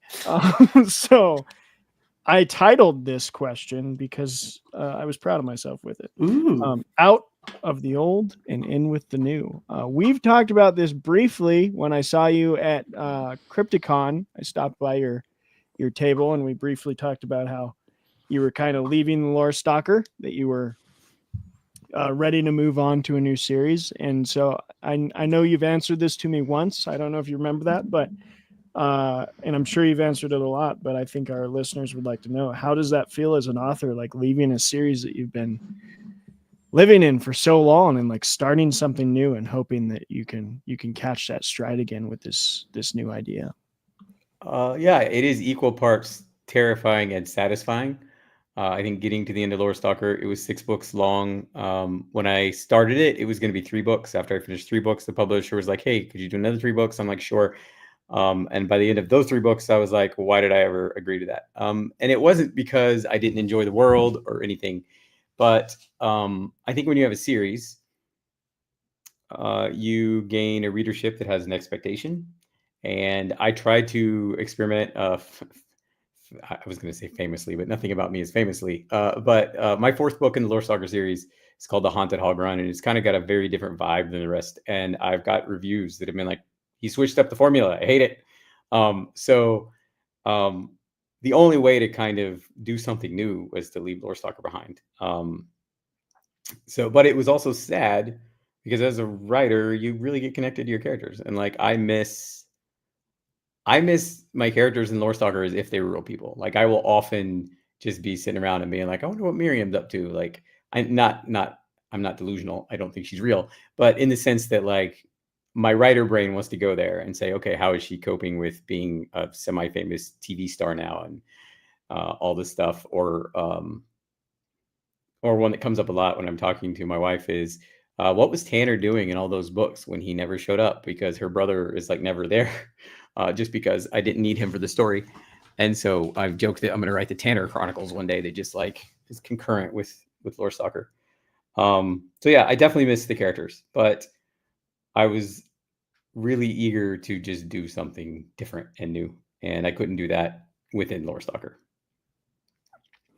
I love that you talk about that, the fan base, and I can imagine that would be incredibly, because I've been the fan who's like watched a TV show and been like, this episode's different, I hate it. Yeah. Turn it off. So that would be a hard thing to struggle with, I'm sure. Yeah, I don't know. What do you all, as readers of JP who've read both Lore Stalker and Outer Demons, did you have feelings of like, you're leaving them behind, or is it kind of more of a excited to see whatever he produces type of thing? This is your opportunity to brown nose. Go ahead, Maria. It'll do you. Am I unmuted? Yes. Okay, the bird unmuted me. Great. Sorry, he's on my laptop, so there might be some awkward. Anyway, no, I mean, I enjoyed Lore Stalker. Don't get me wrong, but you know, six books is a lot. Like that's kind of impressive that you wrote all six in in one series, because I feel like a lot of people tap out after 3 or so. I mean, I'm doing 4, and I'm like, it's good enough.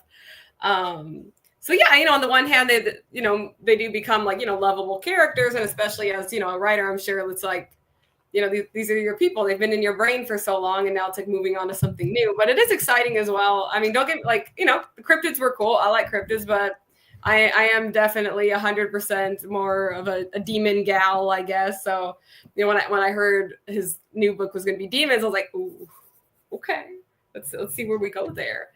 I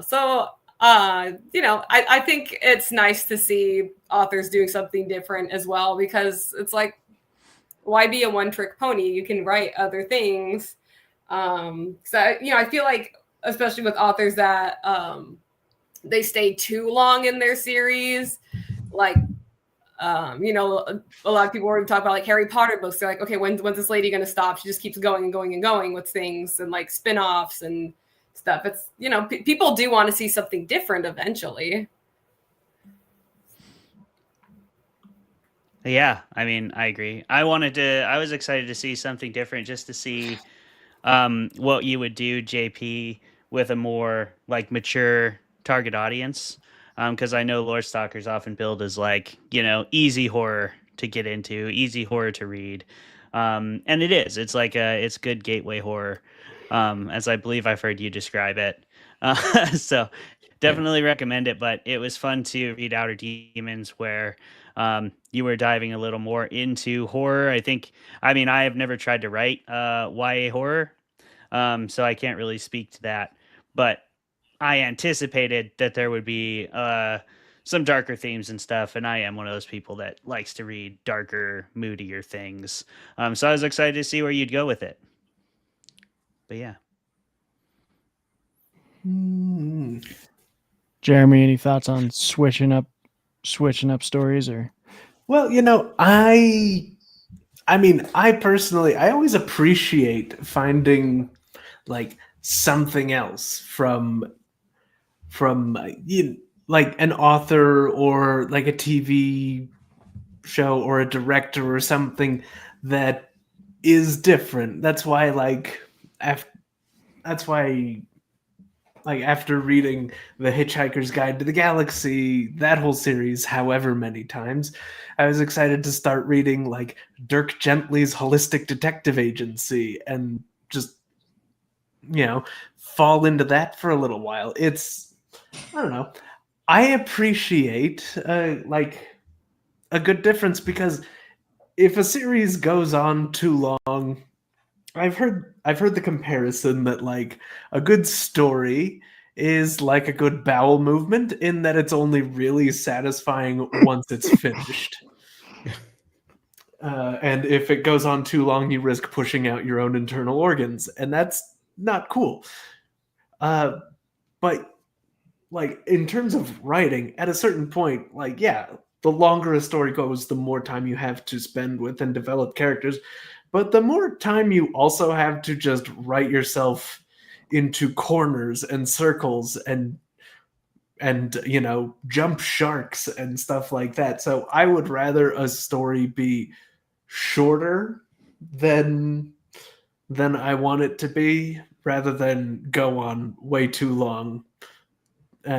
See as evidence Supernatural on one end, and I guess Better Off Ted on the other end of that. That's a good pull, Better Off Ted. I haven't heard that. I was like, automatically my head went to Breaking Bad, but Better Off Ted is a deeper cut. I like it. Breaking Bad ends exactly where it's supposed to.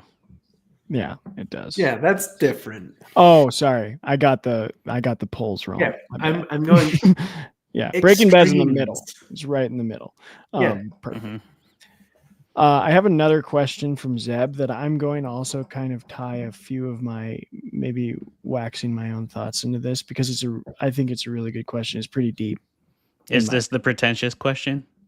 This can be new segment that is not official at all on the show, which is pretentious question of the week. I think it is now. We've done it like 4 times in a row. We have done that makes it a real thing. So the pretentious question of the week kind of has to do with, and JP, a lot of the themes of this book are near and dear to my heart as a Catholic theology nerd. So I think, just to tell you your answer, I think was 100% correct. Of like, we've seen this done a lot, and like there's good to have some levity to it a lot of times. And I don't think you've went any further astray from anything I've seen from like The Conjuring. And I'm like really I like nitpick the heck out of the last Conjuring movie. I was like, that's not how they would say that prayer like in the theater. So I think you did great. I think you did add that levity, but I also stayed true enough that I was definitely still willing to keep going on the journey with you. And with that kind of deep religious themes coming out and you walking into that territory, Zeb's question was, can you please expand upon the tension between faith and fear and how that played into your story? Yeah, that's a great question. My first thought is that, for better or worse, I think a lot of religion, well, first of all, religion on the very base of it, like the questions you ask in any religion are scary questions. They're existential questions about why you're here and who put you here. And those are scarier than any vampire or any zombie. So I think that in some ways, the very root of religion is fear. I mean, whether you're deeply religious or you're agnostic and you're just like looking at it from a scholarly standpoint, I think that you would maybe come to the same conclusion, right? That it's either that we invented religion because we were scared, or that fear is why we seek God and we seek comfort there. So I think there's fear built in. I think that then there's also, in modern religion, fear is also the tool that'll, not all, but a lot of churches use, like trying to make you fear for your salvation or make you fear for your afterlife is how they get you to kind of do what they want you to do or give them money or whatever, not to be too cynical about it. And I'm not saying that all churches are that way, but a lot are. So there's a lot of fear mixed up in faith and religion as it stands. And demons have already been cast as the scapegoat for all of that. So it is easy to use them. Yeah, and I think you touch on something early. Sorry, Clay. Early in your book that I automatically was bought in with, and that's that. Oh my word, I forget names so fast. Your demon character, Frederick. Thank you. So Frederick, like, one of the first inner monologue points we get from him is like him saying he's been following this one for a while and like all the things he thinks about her and like the way he's observed her. And then as she's like about to die, he intervenes. And I know that comes in later and stuff, but that I was like in that theology brain hooked right away, because I was like, oh yeah, that's the demon's job, is to just like be around. And in those moments of maybe a church capitalizing on trying to like pull people in with fear and like play with human emotion on in those moments of like grief and those moments of pain that are natural, as you say, that's like what they're waiting for. And from my perspective as a person who does believe in that kind of realm. So I really was like bought in right away with that subtle kind of inclusion of like, yeah, that's what he's doing when we're first introduced to him, is he's just hanging around waiting for his moment. And I'm like, yeah, that sounds like a demon to me. Like, I think he got it there. So really well done. Yeah, definitely. One thing I wanted to do before he found out he was a demon was he needed to act like a demon, because he was a demon, even if he didn't know it. And so, yeah, that was something that I put some thought into. So thanks. I'm glad you noticed. Yeah, they have that intrinsic, sort of multi-layered in terms of tropes and expectations, fear factor to them too, which is pretty effective. Like you can do a demon story from a lot of different angles, and because you still have the same creature, you kind of have the same set of rules for people to sort of watch out for. Like you can lay these clues, but you can tell a demon story like Outer Demons, or you can tell it like Come Closer by Sarah Gran, or you can tell it like The Exorcist or The Conjuring. Like those are all very different. The Babadook, all very different like possession narratives, but some lean into the psychological angle. It's easy to lead into like the body horror angle. You can go at that from different directions. Like The Substance is one side of that, and Bring Her Back is the other. You know, where you have kids like chomping butcher knives. Like you could do either one, all with demons. So I think it's a fun trope to play with in that regard too. So reading it as somebody who's not religious and hasn't read a whole bunch of like religious research, to be completely honest, it worked for me too. So I think you did a good job, because you also leaned into the like genre version of those demons while still keeping them accurate enough, it sounds like, to appease those who are looking for realism from the faith side of things too. Thanks. Right. And I think there's this neat thing that happens, and it does get illustrated very well in this book, where like fear and faith are both, they're a little bit of the same thing, just like two sides of the same coin, if you will. They're like these reactions to unknowns, but one is like instinctive while the other is something that you practice and hone and you try to get good at. Like in the beginning, Frederick is scared that Evelyn is going to die and accidentally possesses her, and then it takes a while to see the other side of that. But when like we meet Max and Vince is just trying to get him to break the first time we see that, and he's like, okay, I'm going to close my eyes and I'm going to start saying a lot of prayers. You know, not the body's natural response to somebody trying to just like claw at you, but it's something that, but it's like the practiced version of what to do with something that you should be afraid of. And I thought that was like super cool. Yeah. Well said. I thought that was cool too. I also really liked the reanimation scene and what the technique was for that. That was really fun. Like it was one of the more anatomical ways I've ever seen that done.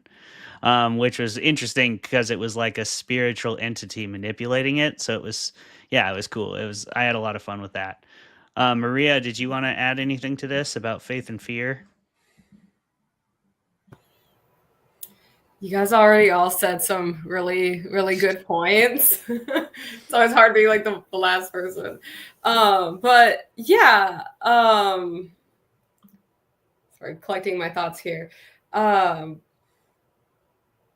I mean, you could even say in the beginning too, like if you want to go talk about faith and fear, there was a lot more fear of like, the unknown. Evelyn being like, "What the heck is in me? Like, who is Frederick?" But then I guess like you could say like they sort of like get faith in each other, and her being like, sure you might be a demon, but we've kind of like bonded through this. I mean, we know each other really well now.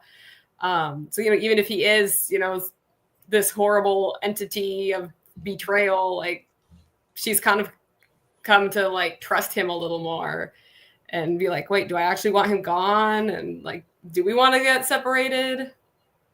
And not wanting something bad to happen to him, because like someone earlier said, I think it was JP, like we have a big fear of the unknown, and that's probably why religion was made. It was made for and to comfort that fear, and then also to make rules and governing and stuff, and be like, you have to do this because God said so.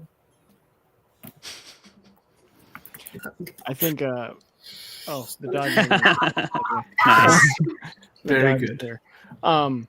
JP, another kind of thing that I think you pointed to, and hopefully this is one of those things where you're like, I love when people point out layers that I didn't, but you probably intended this layer, so I'm not that smart.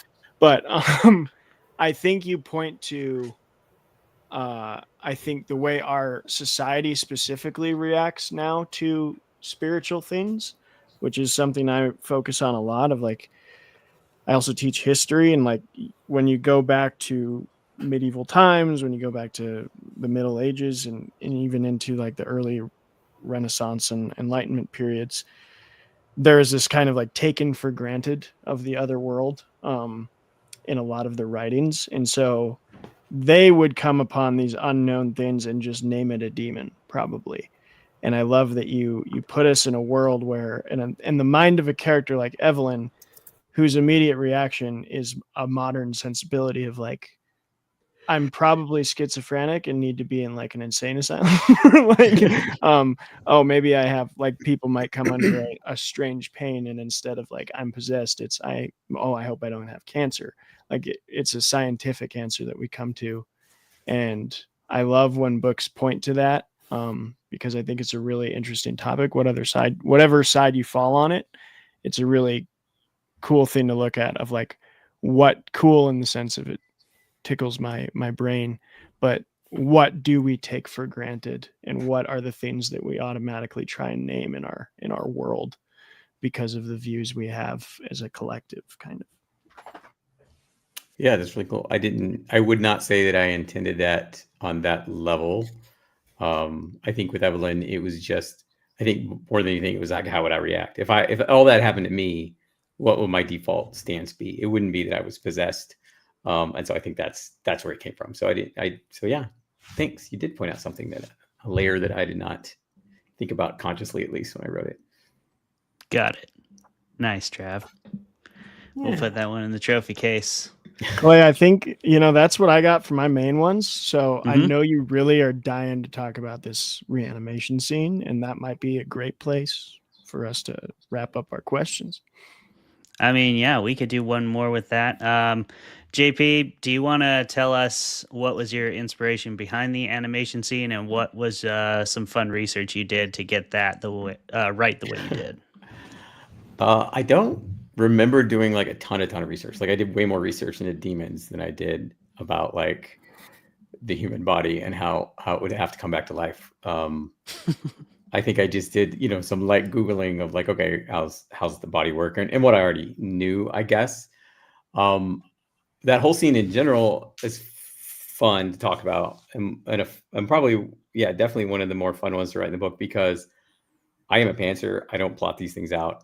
When I wrote the chapter leading up to her dying, that was not when I started that chapter, I did not know she was going to die at the end. She just did. And I got to a point where I was like, because I got to the point where Vengeance and Frederick are fighting, and I was like, he can't beat him. Like Vengeance cannot be beaten, and if he can't be beaten, and Vengeance is set on killing Evelyn, then he's going to do that. And there's no, like, it just didn't feel narratively like there was a way out of that. And then when I decided that, is when I was like, that is so much better anyway. And that's one of the best things about being a pantser is because me writing myself into that corner was probably more exciting than anyone who's ever going to read it. Because I did have to get myself out of it. And that led to all the stuff about like I really like all the parts where they're like, yeah, we tried zombies, not really a good idea. You can't possess a dead person. Please don't do that. So I had so much fun with that. It's a lot of fun. And then when it came to the actual bringing it back to life, you know what actually drove that was I wanted her to wake up with Lust kissing her because I thought that was funny, and I'm juvenile in that way. So I think that's kind of what drove the direction that went. Or it was like I needed to get to the place where she would be giving mouth to mouth to Evelyn. That way, when Evelyn came back to life, she would be in that situation. I don't know if that's a particularly insightful answer, but it is the truth. I love that I love that you did what one of the most ancient writers in history did not do that frustrated me, Homer. Because you named a character Vengeance and you had him be the baller that is Vengeance instead of one of the most frustrating parts of the Iliad is that the god of war, Ares, is kind of a pussy. And so thank you for having Vengeance actually be Vengeance. Yeah. He was not Vengeance. I'm trying to remember. He was not Vengeance at first. I changed him to Vengeance. He was going to be Violence. He was just going to be more general. He was going to be Violence. But then I changed him to Vengeance because it felt more like personal and intimate to the character arc of Frederick specifically. Yeah. Yeah, and would be literally his arch nemesis, right? Right. Always hunting down betrayal. Like that's the main thing you get vengeance for. Yeah. I would say. I mean, sure, there's just wrongs done onto you, but if it's betrayal, because that inspires vengeance. So these guys are just doing this like forever. Yeah, it's like right, and it's I really enjoy the part where right after Frederick realizes he's betrayal, and I gives that really short like thing about like their whole history together, and it's kind of like how did they not see that coming? Like when Satan's like, hey, you two, figure out how to overthrow heaven. He's like, why did you ever think those two people were going to get along? It's a good point. Yeah. I really should have thought that one through. He really doesn't have the right crew to pull off that type of operation. No, not equipped for it at all. But gave it the old college try, just like we did. So we're going to wrap this book launch up. It's been a really good time. We aren't going to do I guess we could still do a drink rating of Outer Demons. I think that'd be fun, right? How many drinks, Trav, do you need to enjoy Outer Demons to the fullest extent? I don't remember. JP, help me out with this because I don't remember. How many stops are on the road trip? They stop in New Mexico, Phoenix, Las Vegas, Salt Lake. So that's 4, 5, and they stop in the mountains here. I've forgotten. Okay. So 5. So we're gonna call 5. Well, 6 because then they stop in Issaquah at the end. Okay, we're gonna call easy mode, just one for every road trip stop. And we're going to call hard mode what I call construction crew mode, which is a 6-pack at every stop. So it's either 6 or 36. Those are 2 different modes. That's for sure. Yeah. Jeremy, do you have a survival mode for us like usual, or what? Well, hey, let's be reasonable here. Sure. Or don't. I don't know. Let's see. So you want one for every crime that happens. Yeah. Like that. Reason out the window. Yes. Let's be reasonable, and then we'll stop doing that. One for all the crimes. Each crime individually, not one just like, ooh, one that's for crime. Here's the crime. No. Every crime, a drink. That's a lot. That's a lot. And then, why not one for all the named demons too? Because, if they party, why shouldn't you? That's a valid question. Yeah, that's all I'm saying. Maria? I don't know what number that leaves us with. I don't even know. So I just may for, never know. for clarification of what this segment is this how many drinks you need to like get through the plot? Like if you were a Just character? fully enjoy things. To enjoy it to the fullest extent. So it can be 0 if you believe this book It is can be best 0. consumed totally sober. And That's we've fine. definitely had a lot of people say 0 or say other things other than drinks. Like we had on the show once, snorted mummy remains, which was true. I rated Speed Racer a bowl of Captain Crunch. Okay, all right. I mean, It's all I you. guess I got through the book without any drinks. So maybe an apple juice. I like it. Fire. I like that. An apple juice. One And apple then- juice. I mean, I guess once you get to Vegas, you can't be sober anymore. So maybe once you get to Vegas, I don't know, do something crazy. Okay. I like that answer. And I'm going to do a combination of that answer and Travis's answer. So I'm going to say easy hard mode is just the same thing as Travis, but the whole time you're in Vegas, you have to do like a power hour. Oh God. And then once you get out of Vegas, it's back to only drinking on the road pit stops. I think that's great. I just want to add the caveat of like, And I one can't apple think of juice. Any road trip story automatically reminds me, Clayton, of the time we spent literally 3 straight weeks in a hotel room working on a house move. So 6 packs, man. But that's true. Okay, well, I guess because they stopped. I don't remember what that place was called. That like double X root beer place in Issaquah. Oh yeah. You gotta get a drink there. I personally would get a milkshake because they had really good milkshakes. Yeah, you but gotta I get the guess root beer it's float. like their thing. I Yeah. don't like root beer. So I got milkshakes when I'd go there. So I guess you do have to get a milkshake to fully enjoy going to being in the experience. And since you do road trip in Washington, you have to get a Starbucks. Sure. Yes. Yeah. True. That's fair. And no I Pepsi. do agree. Evelyn famously does not like Pepsi. That's a I in the mean, book. couldn't blame her. Yeah, she has Nobody taste likes buds, Pepsi. so, yeah. I just assumed. Sued by Pepsi. We're demons, but we're not monsters. Come on. Exactly. Jeez Louise. And because we're not monsters, we're not going to keep Maria and JP up all night hanging around with us. They have done their time. And we thank you guys for that. Oh, we enjoyed it. Yeah. Hell yeah, dude. Thank you. Before you go, though, I am going to have you guys say who you are one more time. Maria, we'll start with you, and then we'll end with JP. Where can people find you? Who the hell are you? What's your bird's name again? He's really cute. Yeah, my name is Maria Giacomatos. My bird is Rowley. He left the room to go be with his dad. But yeah, you can find me by, I don't know, looking up my name. I'm the author of the Infernal Symphony series, which is published by Evolve Publishing, like JP. We also share the same editor.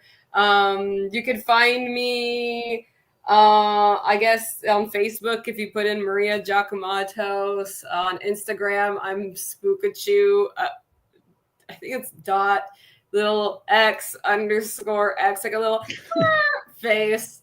I don't know, if you just Google me, I show up. You find my books on my website or Amazon or the publisher's website. I'm also part of the HWA, the Horror Writers Association Seattle chapter, as is JP and Clay. So wherever they are, I am often at those events. Probably something about me on the website. There is for sure. Maria and JP are two of the most well-attending members of the HWA. We appreciate you guys for that. And thanks for coming on, Maria. It was really fun to have you. Of course, thanks for having me. JP. I'm really happy I was invited. Hell yeah, thank dude. you for inviting me. Yeah, thanks for sorry. coming. I wouldn't have kicked you off camera. I overstayed. Absolutely not. Yeah, that was your. We don't do walk-off music here. It's just a strict cut situation. Maria, I really do. Thank you for coming on. It was really fun. JP, what's up, dude? I hope you had fun tonight. I had tons of fun. Thanks for having me. Thank you to Maria and Mike for showing up as well.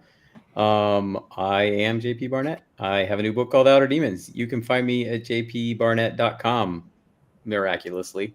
Also on the socials at jpbarnett.author. I would also point out, fun fact, not only do Maria and I share the same publisher and editor, but also the same cover designer as of Outer Demons. So, small world. Oh. Yeah. I think I see it. I see it. Now that now that you say it, I see it. Yeah. What else was I going to say? I was going to say one more thing. Now I've forgotten. I got stuck on cover designers. But yeah, thanks for everybody for watching, and please check out Outer Demons. If you made it this far and haven't read Outer Demons, you kind of already have, I guess, listening to us for 2 hours though. So yeah, Go read it anyway, because it is. Read it anyway. Well, anyway, get all the details. Inner Angels will hopefully come out next fall if I get my act together. All right, you got this. You got this, JP. Thank you, Maria. Thank you, JP. Thank you, Jeremy. Thank you, Travis. This has been a celebration of Outer Demons. I will put links to all our guests' stuff in the comments so you can go check them out for yourselves, as you certainly should. Check out JP's book. It's a lot of fun. And you've got comedy, you've got horror, you got everything you could possibly want in there. And then you can come back to this show and maybe understand anything we just talked about. So yeah, thank you so much for allowing us to do this on here, JP. It was really fun. Yeah, and thank you, listeners, for being here. We will see you next time. Go out there and support your favorite authors. Like, comment, subscribe, do all that shit for Fermented Fiction, please. Because otherwise, we'll fade into the ether. You don't want that, do you? You don't want AI fermented fiction. You want real fermented fiction. Okay, go.